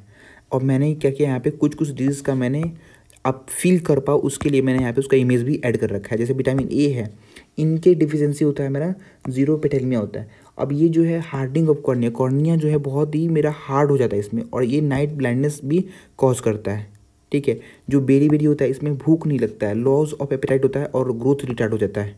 विटामिन B1 की कमी से होता है। जो सिलोसिस है, ठीक है, ये क्या होता है आपके, जो आप कॉर्नर ऑफ माउथ देख रहे हो यहाँ पे ऐसा एक फिशरिंग होता है कॉर्नर ऑफ द माउथ पे, तो इसको बोलते हैं सिलोसिस बोलते हैं। कन्वल्यूजन क्या होता है, अगर विटामिन B6 की कमी हो तो कन्वल्यूजन होगा। तो यहाँ पे रैपिड कॉन्ट्रैक्शन होता है, रैपिड रिलैक्सेशन होता है, मसल में स्पाज्म की तरह होता है। तो ये विटामिन आपके B6 की कमी से होता है। विटामिन B12 की कमी से होता है मेरा परनीशियस एनीमिया होता है, जो कि RBC डिफिशिएंट इन हीमोग्लोबिन। ठीक है, विटामिन C की कमी से होता है, स्कर्वी होता है, ये सब आपको पता ही होगा, ब्लीडिंग कम होता है। देखो ये इंपॉर्टेंट है, विटामिन D का बहुत इंपॉर्टेंट रोल होता है कैल्शियम के एब्जॉर्प्शन में। अगर आपके बॉडी में विटामिन D नहीं है, यानी कि आपके बॉडी में कैल्शियम का एब्जॉर्प्शन कम होगा, इसका मतलब क्या होगा कि बोन का फॉर्मेशन नहीं हो पाएगा, तो बोन डिफॉर्मिटीज़ होने लगेगा चिल्ड्रंस के अंदर। तो बच्चों में बोलते हैं रिकेट, ठीक है, और एडल्ट में बोलते हैं ऑस्टियोमेलेशिया। ये इंपॉर्टेंट है कि विटामिन D की कमी से चिल्ड्रंस में क्या होगा और एडल्ट्स में क्या होगा। ये मत कर देना कि एडल्ट्स में मार देना रिकेट, नहीं। विटामिन D की कमी है यानी कैल्शियम का एब्जॉर्प्शन नहीं होगा, तो बच्चों के अंदर जो है बोन में डिफॉर्मिटीज़ होगा, तो उसको बोलते हैं रिकेट बोलते हैं। और एडल्ट के अंदर जो है बोन सॉफ्ट होने लगेगा और जॉइंट पेन होने लगेगा, तो इसको बोलते हैं ऑस्टियोमेलेशिया। तो याद कर लो, ये सबसे इंपॉर्टेंट है कि विटामिन D की कमी से चिल्ड्रंस में क्या होगा और एडल्ट्स में क्या होगा। आगे है विटामिन E की कमी से क्या होगा। विटामिन E की कमी से RBC का जो डैमेज होगा वो रैपिडली होने लगेगा। ठीक है, RBC बहुत तेज़ी से डैमेज होने लगेगा। और विटामिन K का जो है बहुत इंपॉर्टेंट रोल होता है हमारा ब्लड कोगुलेशन के अंदर, तो फिर ब्लड कोगुलेशन टाइम इंक्रीज हो जाएगा, क्योंकि ब्लड कोगुलेशन बहुत धीरे धीरे होगा, तो उनका टाइम ज़्यादा लगेगा उसको। तो यही सब है विटामिन के आपके डिफिशेंसी के डिजीज़। ठीक है, तो इनको जरूर आप अच्छे से याद कर लो। अब हम स्टार्ट करते हैं न्यूक्लिक एसिड के बारे में। न्यूक्लिक एसिड के बारे में आपने सेल चैप्टर में पढ़ाई है, तो देखो आपने पढ़ा है कि कोई भी लिविंग सेल के अंदर जो न्यूक्लियस है यही रिस्पॉन्सिबल होता है ट्रांसमिशन ऑफ इनहेरेंट कैरेक्टर्स। जो भी मेरे कैरेक्टर्स हैं from the generation to generation, transmission कैसे होता है, न्यूक्लियस से होता है, तो यही हेरिडिटी होता है। ठीक है, उसमें भी न्यूक्लियस में क्या होता है, क्रोमोसोम होता है, क्रोमोसोम के तभी क्या होता है, न्यूक्लिक एसिड होता है, यही जो है मेन रिस्पॉन्सिबल होता है ट्रांसमिशन ऑफ इनहेरेंट कैरेक्टर्स। ठीक है, न्यूक्लिक एसिड दो टाइप के होते हैं, DNA और RNA। DNA का फुल फॉर्म डीऑक्सीराइबोन्यूक्लिक एसिड और RNA का फुल फॉर्म राइबोन्यूक्लिक एसिड। देखो जो भी ये DNA RNA ये है क्या है, पॉलीन्यूक्लियोटाइड है, यानी कि बहुत सारे न्यूक्लियोटाइड जुड़ के हमारे इस पॉलीन्यूक्लियोटाइड का फॉर्मेशन किए हैं, तो इनका मोनोमर क्या होगा, न्यूक्लियोटाइड होगा। ठीक है, अब न्यूक्लियोटाइड के बारे में पढ़ते हैं। जब भी न्यूक्लियोटाइड का हम कंप्लीट हाइड्रोलिसिस करेंगे, मतलब या DNA RNA का कंप्लीट हाइड्रोलिसिस करेंगे, तो क्या क्या मिलेगा, पहले एक पेंटोज शुगर मिलेगा। ठीक है, फिर फॉस्फोरिक एसिड मिलेगा, ठीक है, फॉस्फेट ग्रुप मिलेगा, फिर नाइट्रोजन ग्रुप मिलेगा। तो यही है आपकी जो न्यूक्लियोटाइड है ये किससे किससे मिल के बना हुआ है, तो ये एक शुगर से मिल के बना हुआ है, यहाँ पे एक नाइट्रोजन बेस से मिल के बना हुआ है, और एक फॉस्फेट ग्रुप से मिल के बना हुआ है। तो ये तीन मिल के आपके एक न्यूक्लियोटाइड का फॉर्मेशन करते हैं। ठीक है, नाइट्रोजन बेस, पेंटोज शुगर और फॉस्फेट ग्रुप, ये तीनों मिलके अपने फॉर्म करते हैं। DNA के अंदर जो पेंटोज शुगर है वो मेरा कौन है, आपको एग्जैक्ट याद करना होगा, बीटा होगा। ठीक है, और कॉन्फ़िगरेशन कौन सा है, D है, 2-डीऑक्सीराइबोज होता है। और RNA के अंदर जो मेरा पेंटोज शुगर होता है वो राइबोज शुगर होता है, यानी कि इसमें सेकेंड कार्बन पे OH ग्रुप होगा। लेकिन जो DNA के अंदर में पेंटोज शुगर होता है उसमें सेकेंड कार्बन पे OH ग्रुप नहीं होता है, H ग्रुप होता है, इसलिए इसको बोलते हैं 2-डीऑक्सीराइबोज, यानी कि राइबोज के अंदर ही सेकेंड ग्रुप पे अगर OH हटा दो, H रह जाएगा, तो बोलेगा 2-डीऑक्सीराइबोज। और ये DNA के अंदर होता है पेंटोज शुगर, और ये RNA का होता है। दोनों ही मेरे चाहे RNA का पेंटोज शुगर हो या DNA का, दोनों ही बीटा फॉर्म होता है और D कॉन्फ़िगरेशन होता है। बस डिफरेंस यही है कि DNA के अंदर जो होता है वहाँ पे सेकेंड कार्बन पे OH ग्रुप नहीं होता है, डीऑक्सी होता है, डीऑक्सीराइबोज होता है। तो ये पेंटोज शुगर हो गया। फिर अब हम बात करें नाइट्रोजन बेस की। ठीक है, दूसरा में नाइट्रोजन बेस है। नाइट्रोजन बेस आपके टोटल 5 टाइप के होंगे, दो मतलब मेन है, प्यूरिन और पैरामिडिन, 2 टाइप के। उनके अंदर होगा एडेनिन, ग्वानिन। तो ऐसे याद करो, आग पुरानी एडेनिन, ग्वानिन, प्यूरिन। फिर कट पिरामिड, जैसे पिरामिड को काट रहे हैं तो cut pyrimidine, cytosine, uracil, thymine, pyrimidine. ठीक है, तो ये आपके 5 टाइप के हो गए नाइट्रोजन बेस। जो बात इंपॉर्टेंट है वो ये है कि यूरासिल जो है बस RNA में पाया जाएगा, और थायमीन बस डीएनए में पाया जाएगा। ठीक है, थायमीन का दूसरा नाम होता है 5 मिथाइल यूरासिल, यानी कि यूरासिल के अंदर ही अगर 5th कार्बन पे मिथाइल ग्रुप ऐड कर दे तो होगा 5 मिथाइल यूरासिल और ये डीएनए में पाया जाएगा। ठीक है, तो ये आपके पांचों हुए नाइट्रोजन बेस, जिसमें कि आग पुरानी ये प्यूरिन हुआ और कट पिरामिड यानी कि पिरामिडिन हुआ। ठीक है, ये नाइट्रोजन बेस हो गए। अब स्ट्रक्चर ऑफ न्यूक्लिक एसिड की बात करें, कैसे इसका फॉर्मेशन होता है। देखो न्यूक्लियोसाइड क्या होता है, नाइट्रोजन बेस और शुगर दोनों को जोड़ने से जो फॉर्म होता है न्यूक्लियोसाइड। जैसे ये एक मेरा क्या हुआ, पेंटोज शुगर हुआ और ये नाइट्रोजन बेस हुआ, तो नाइट्रोजन बेस प्लस शुगर दोनों को ऐड करने से मेरा फॉर्म हुआ न्यूक्लियोसाइड। और ये हुआ मेरा पेंटोज शुगर, ये नाइट्रोजन बेस और ये फॉस्फेट, तो नाइट्रोजन बेस फॉस्फेट और शुगर तीनों को मिलाने से मेरा हुआ nitrogen base, sugar plus phosphate, इन तीनों को मिलाने से मेरा हुआ न्यूक्लियोटाइड, और नाइट्रोजन बेस प्लस शुगर के मिलाने से मेरा हुआ न्यूक्लियोसाइड। तो न्यूक्लियोसाइड क्या होता है, अटैचमेंट। फर्स्ट कार्बन पे जब नाइट्रोजन बेस अटैच्ड होता है तो मेरा न्यूक्लियोसाइड का फॉर्मेशन होता है, और फर्स्ट कार्बन पे जब नाइट्रोजन बेस का अटैच होता है और फिफ्थ कार्बन पे मेरा फॉस्फेट जुड़ता है तब मेरा न्यूक्लियोटाइड का फॉर्मेशन होता है। ठीक है, और दो न्यूक्लियोटाइड आपस में जुड़ते हैं 3,5 फॉस्फोडाइस्टर लिंकेज से और हमारा न्यूक्लियोटाइड का फॉर्मेशन करते हैं, मतलब पॉलीमर का फॉर्मेशन करते हैं। जैसे ये एक न्यूक्लियोटाइड हुआ और ये एक न्यूक्लियोटाइड हुआ, और दोनों जब जुड़ेंगे 3,5 फॉस्फोडाइस्टर लिंकेज से तब न्यूक्लिक एसिड का फॉर्मेशन करेंगे, डीएनए का और आरएनए का। ठीक है, ऐसे तो ये प्राइमरी स्ट्रक्चर होता है, लेकिन कभी कभी न्यूक्लिक एसिड सेकेंडरी स्ट्रक्चर भी हो देंगे। वाटसन और क्रिक ने double strand helical structure DNA को दिखाया था, और ये आपको याद करना, आपको तो पता ही होगा, आप उतना अच्छे से पढ़ोगे। ठीक है, बायोलॉजी के अंदर एडेनिन और थाइमिन ये 2 हाइड्रोजन से जुड़ते हैं, और ग्वेनिन और साइटोसिन ये 3 हाइड्रोजन से जुड़ते हैं। ये बहुत ज़्यादा इंपॉर्टेंट है। ठीक है, आरएनए जो है हमारे 3 टाइप के होते हैं, M RNA, T RNA, R RNA. मतलब आप तो बायोलॉजी के अंदर, जेनेटिक्स के अंदर बहुत डिटेल में पढ़ना है सब। मैसेंजर आरएनए क्या होता है, राइबोसोमल आरएनए क्या होता है, ट्रांसफर आरएनए क्या होता है। ठीक है, तो यहाँ पे हम डिटेल में बता नहीं सकते, आप वहाँ पे पढ़ लेना। अब आगे पढ़ते हैं, यहाँ पे कुछ इंपॉर्टेंस दे रखा है न्यूक्लिक एसिड का। इंपॉर्टेंस क्या है कि ये आइडेंटिटी को मेंटेन करने में हेल्प करता है। डीएनए जो है हमारा हेरिडिटी को केमिकल बेसिस है। पहला तो DNA is chemical basis of heredity, ये लेना इंपॉर्टेंट है। दूसरा, ये आइडेंटिटी को मेंटेन करता है। हमारे जो पूर्वज थे वो मिलियंस ईयर पहले मर गए, लेकिन तभी उनका आइडेंटिटी हमारे अंदर है, वो डीएनए कारण है। फिर ये सेल्फ डुप्लीकेट करता है और प्रोटीन सिंथेसिस में हेल्प करता है। यही 3 मेन है इसके रोल। अब पढ़ते हैं हार्मोन्स के बारे में। देखो हार्मोन्स जो है आपका बायोलॉजी में लास्ट चैप्टर ही है क्लास 11th का, उनमें आपको सारे हार्मोन्स अच्छे से पढ़ने ही हैं, लेकिन तभी यहाँ पे देख लेते हैं। पहले हार्मोन्स क्या हैं, तो ये इंटर सेलुलर मैसेंजर्स हैं, इंडोक्राइन ग्लैंड से रिलीज होते हैं। पहला पढ़ना है एस्ट्रॉइड। कुछ हार्मोन होते हैं मेरे एस्ट्रॉइड से होते हैं, जैसे कि एस्ट्रोजन, एंड्रोजन। ठीक है, कुछ जो होते हैं मेरे प्रोटीनियस होते हैं, मतलब प्रोटीन नेचर के होते हैं, जैसे पॉलीपेप्टाइड, जैसे इंसुलिन हो गया, इंडोर्फिन हो गया। फिर कुछ जो है एमिनो एसिड के डेरिवेटिव्स होते हैं, इपिनेफ्रिन, नॉन इपिनेफ्रिन। ठीक है, तो आप वहाँ पे तो आपको डिटेल में पढ़ना है कि कितने टाइप के केमिकल वाइज एस्ट्रॉइड कौन है, पॉलीपेप्टाइड कौन है, आयोडीन डेरिवेटिव कौन है, एमिनो एसिड डेरिवेटिव कौन है। ठीक है, देखो इंसुलिन का रोल क्या है, ब्लड में ग्लूकोज को कम करना है। ग्लूकागोन का रोल क्या है, ब्लड में ग्लूकोज को बढ़ाना है। ठीक है, इपिनेफ्रिन, नॉन इपिनेफ्रिन जो है ये एक्सटर्नल स्टिमुलस से एक्ट करते हैं। ग्रोथ हार्मोन और सेक्स हार्मोन, ठीक है, ये हमारे ग्रोथ और डेवलपमेंट में हेल्प करते हैं। जो थायरोक्सिन है ये थायराइड हार्मोन से रिलीज होता है। ठीक है, अगर मेरा ब्लड में थायरोक्सिन का लेवल कम हो गया, एबनॉर्मली कम हो गया, तो हाइपोथायरॉयडिज्म होगा। हाइपोथायरॉयडिज्म के सिम्टम्स क्या क्या होते हैं, लेथर्जिक आदमी हो जाएगा, ओबेसिटी होने लगेगा। ठीक है, अगर थायरोक्सिन बढ़ गया तो हाइपरथायरॉयडिज्म हो जाएगा। ठीक है, अब स्टेरॉइड हार्मोन के एग्जांपल क्या कहो, एड्रिनल कॉर्टेक्स।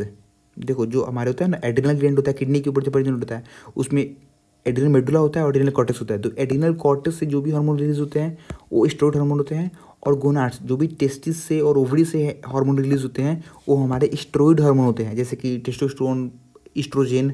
ठीक है, और एड्रिनल कॉर्टेक्स जो हार्मोन जैसे ग्लूकोकोर्टिकोइड, मिनरलोकोर्टिकोइड, ये सारे मेरे स्टेरॉइड हार्मोन हैं। ठीक है, तो जैसे फॉर एग्जांपल ग्लूकोकोर्टिकोइड ये मेरे एड्रिनल कॉर्टेक्स से रिलीज होता है।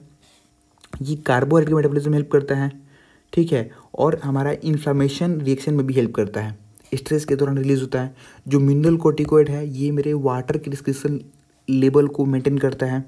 ठीक है, साल्ट, किडनी के अंदर साल्ट का और वाटर का एक्सक्रीशन को मेंटेन करता है मिनरल कोर्टिकोइड। तो ये सारे मेरे स्टेरॉइड हार्मोन हैं। ठीक है। अगर एड्रिनल कॉर्टेक्स जो है ठीक से काम नहीं करे तो कार्बोहाइड्रेट का मेटाबॉलिज्म ठीक से नहीं होगा, तो एडिशन डिजीज़ होने लगेगा। वो आपको पढ़ना है अच्छे से कि एडिशन डिजीज़ जो है हाइपोग्लाइसीमिया से, अगर ब्लड में ग्लूकोज का लेवल ज़्यादा कम हो गया तो एडिशन डिजीज़ होगा, वीकनेस होगा, स्ट्रेस होगा, चक्कर आएगा। तो अगर एड्रिनल कॉर्टेक्स ठीक से काम नहीं कर रहा है तो ग्लूकोकोर्टिकोइड ठीक से रिलीज नहीं होगा, कार्बोहाइड्रेट का मेटाबॉलिज्म ठीक से नहीं होगा, तो फिर क्या होगा, हाइपोग्लाइसीमिया होगा, ब्लड में ग्लूकोज कम हो जाएगा, वीकनेस होगा, स्ट्रेस होगा। ठीक है। हार्मोन रिलीज बाय गोनैड्स, जो भी गोनैड्स से हार्मोन रिलीज होते हैं, जैसे कि टेस्टोस्टेरोन हो गया मेल के अंदर और इस्ट्रोजन हो गया फीमेल के अंदर, ये क्या करते हैं, जितने भी सेकेंडरी सेक्सुअल कैरेक्टर्स हैं वो सब कुछ लाते हैं। मेल के अंदर कौन लाता है, टेस्टोस्टेरोन, और फीमेल के अंदर लाता है इस्ट्रोजन। जैसे मेल के अंदर क्या होता है हमारा मेल कैरेक्टर, जैसे कि सेकेंडरी सेक्सुअल क्या क्या कैरेक्टर होते हैं मेल के अंदर, डीप वॉइस, फेशियल हेयर हो गया, जनरल फिजिकल कॉन्स्टिट्यूशन मतलब फिजिकली ग्रोथ होने हो गया। जो इस्ट्रोजन के अंदर क्या होता है मेरा, क्या क्या क्या ग्रोथ होता है, तो इस्ट्रोजन के अंदर जैसे कि मेरा जो सेकेंडरी सेक्सुअल कैरेक्टर होते हैं, जैसे कि मेंस्ट्रुअल साइकिल को कंट्रोल करता है। प्रोजेस्टेरोन जो है ये रिस्पॉन्सिबल होता है प्रिपेयरिंग द यूट्रस, मतलब जब भी प्रेगनेंसी के लिए जो भी मेरा फर्टिलाइज्ड है यूट्रस के अंदर इम्प्लांटेशन होगा उसके लिए प्रोजेस्टेरोन यूट्रस को मेंटेन करता है। तो यही है टेस्टोस्टेरोन, इस्ट्रोजन, प्रोजेस्टेरोन का रोल क्या होता है। तो ये हमारा यहाँ पे चैप्टर कंप्लीट होता है। सो थैंक्स अ लॉट पूरा वीडियो अच्छे से देखने के लिए। अगर आप चाहते हो कि इस PDF को आप लेना चाहते हो तो मेरा प्रीमियम टेलीग्राम चैनल है, वहाँ पे ज्वाइन कर लो। साथ में मैं आपको यहाँ पे क्वेश्चंस भी दे रहा हूँ, ठीक है। जितने भी क्वेश्चंस मैंने अच्छे क्वेश्चंस यहाँ पे पिकअप करके लिए आपके लिए PDF बना के बहुत मेहनत से मैं आपको दे रहा हूँ, तो वो ज्वाइन कर लो। फिर जैसे ये जितने भी ऐसे लिस्ट हैं जो एग्जाम्पल्स वाले हैं ये सब भी वहाँ पे अपलोड होंगे, तो प्रीमियम टेलीग्राम चैनल को जरूर ज्वाइन कर लो। Thanks lot.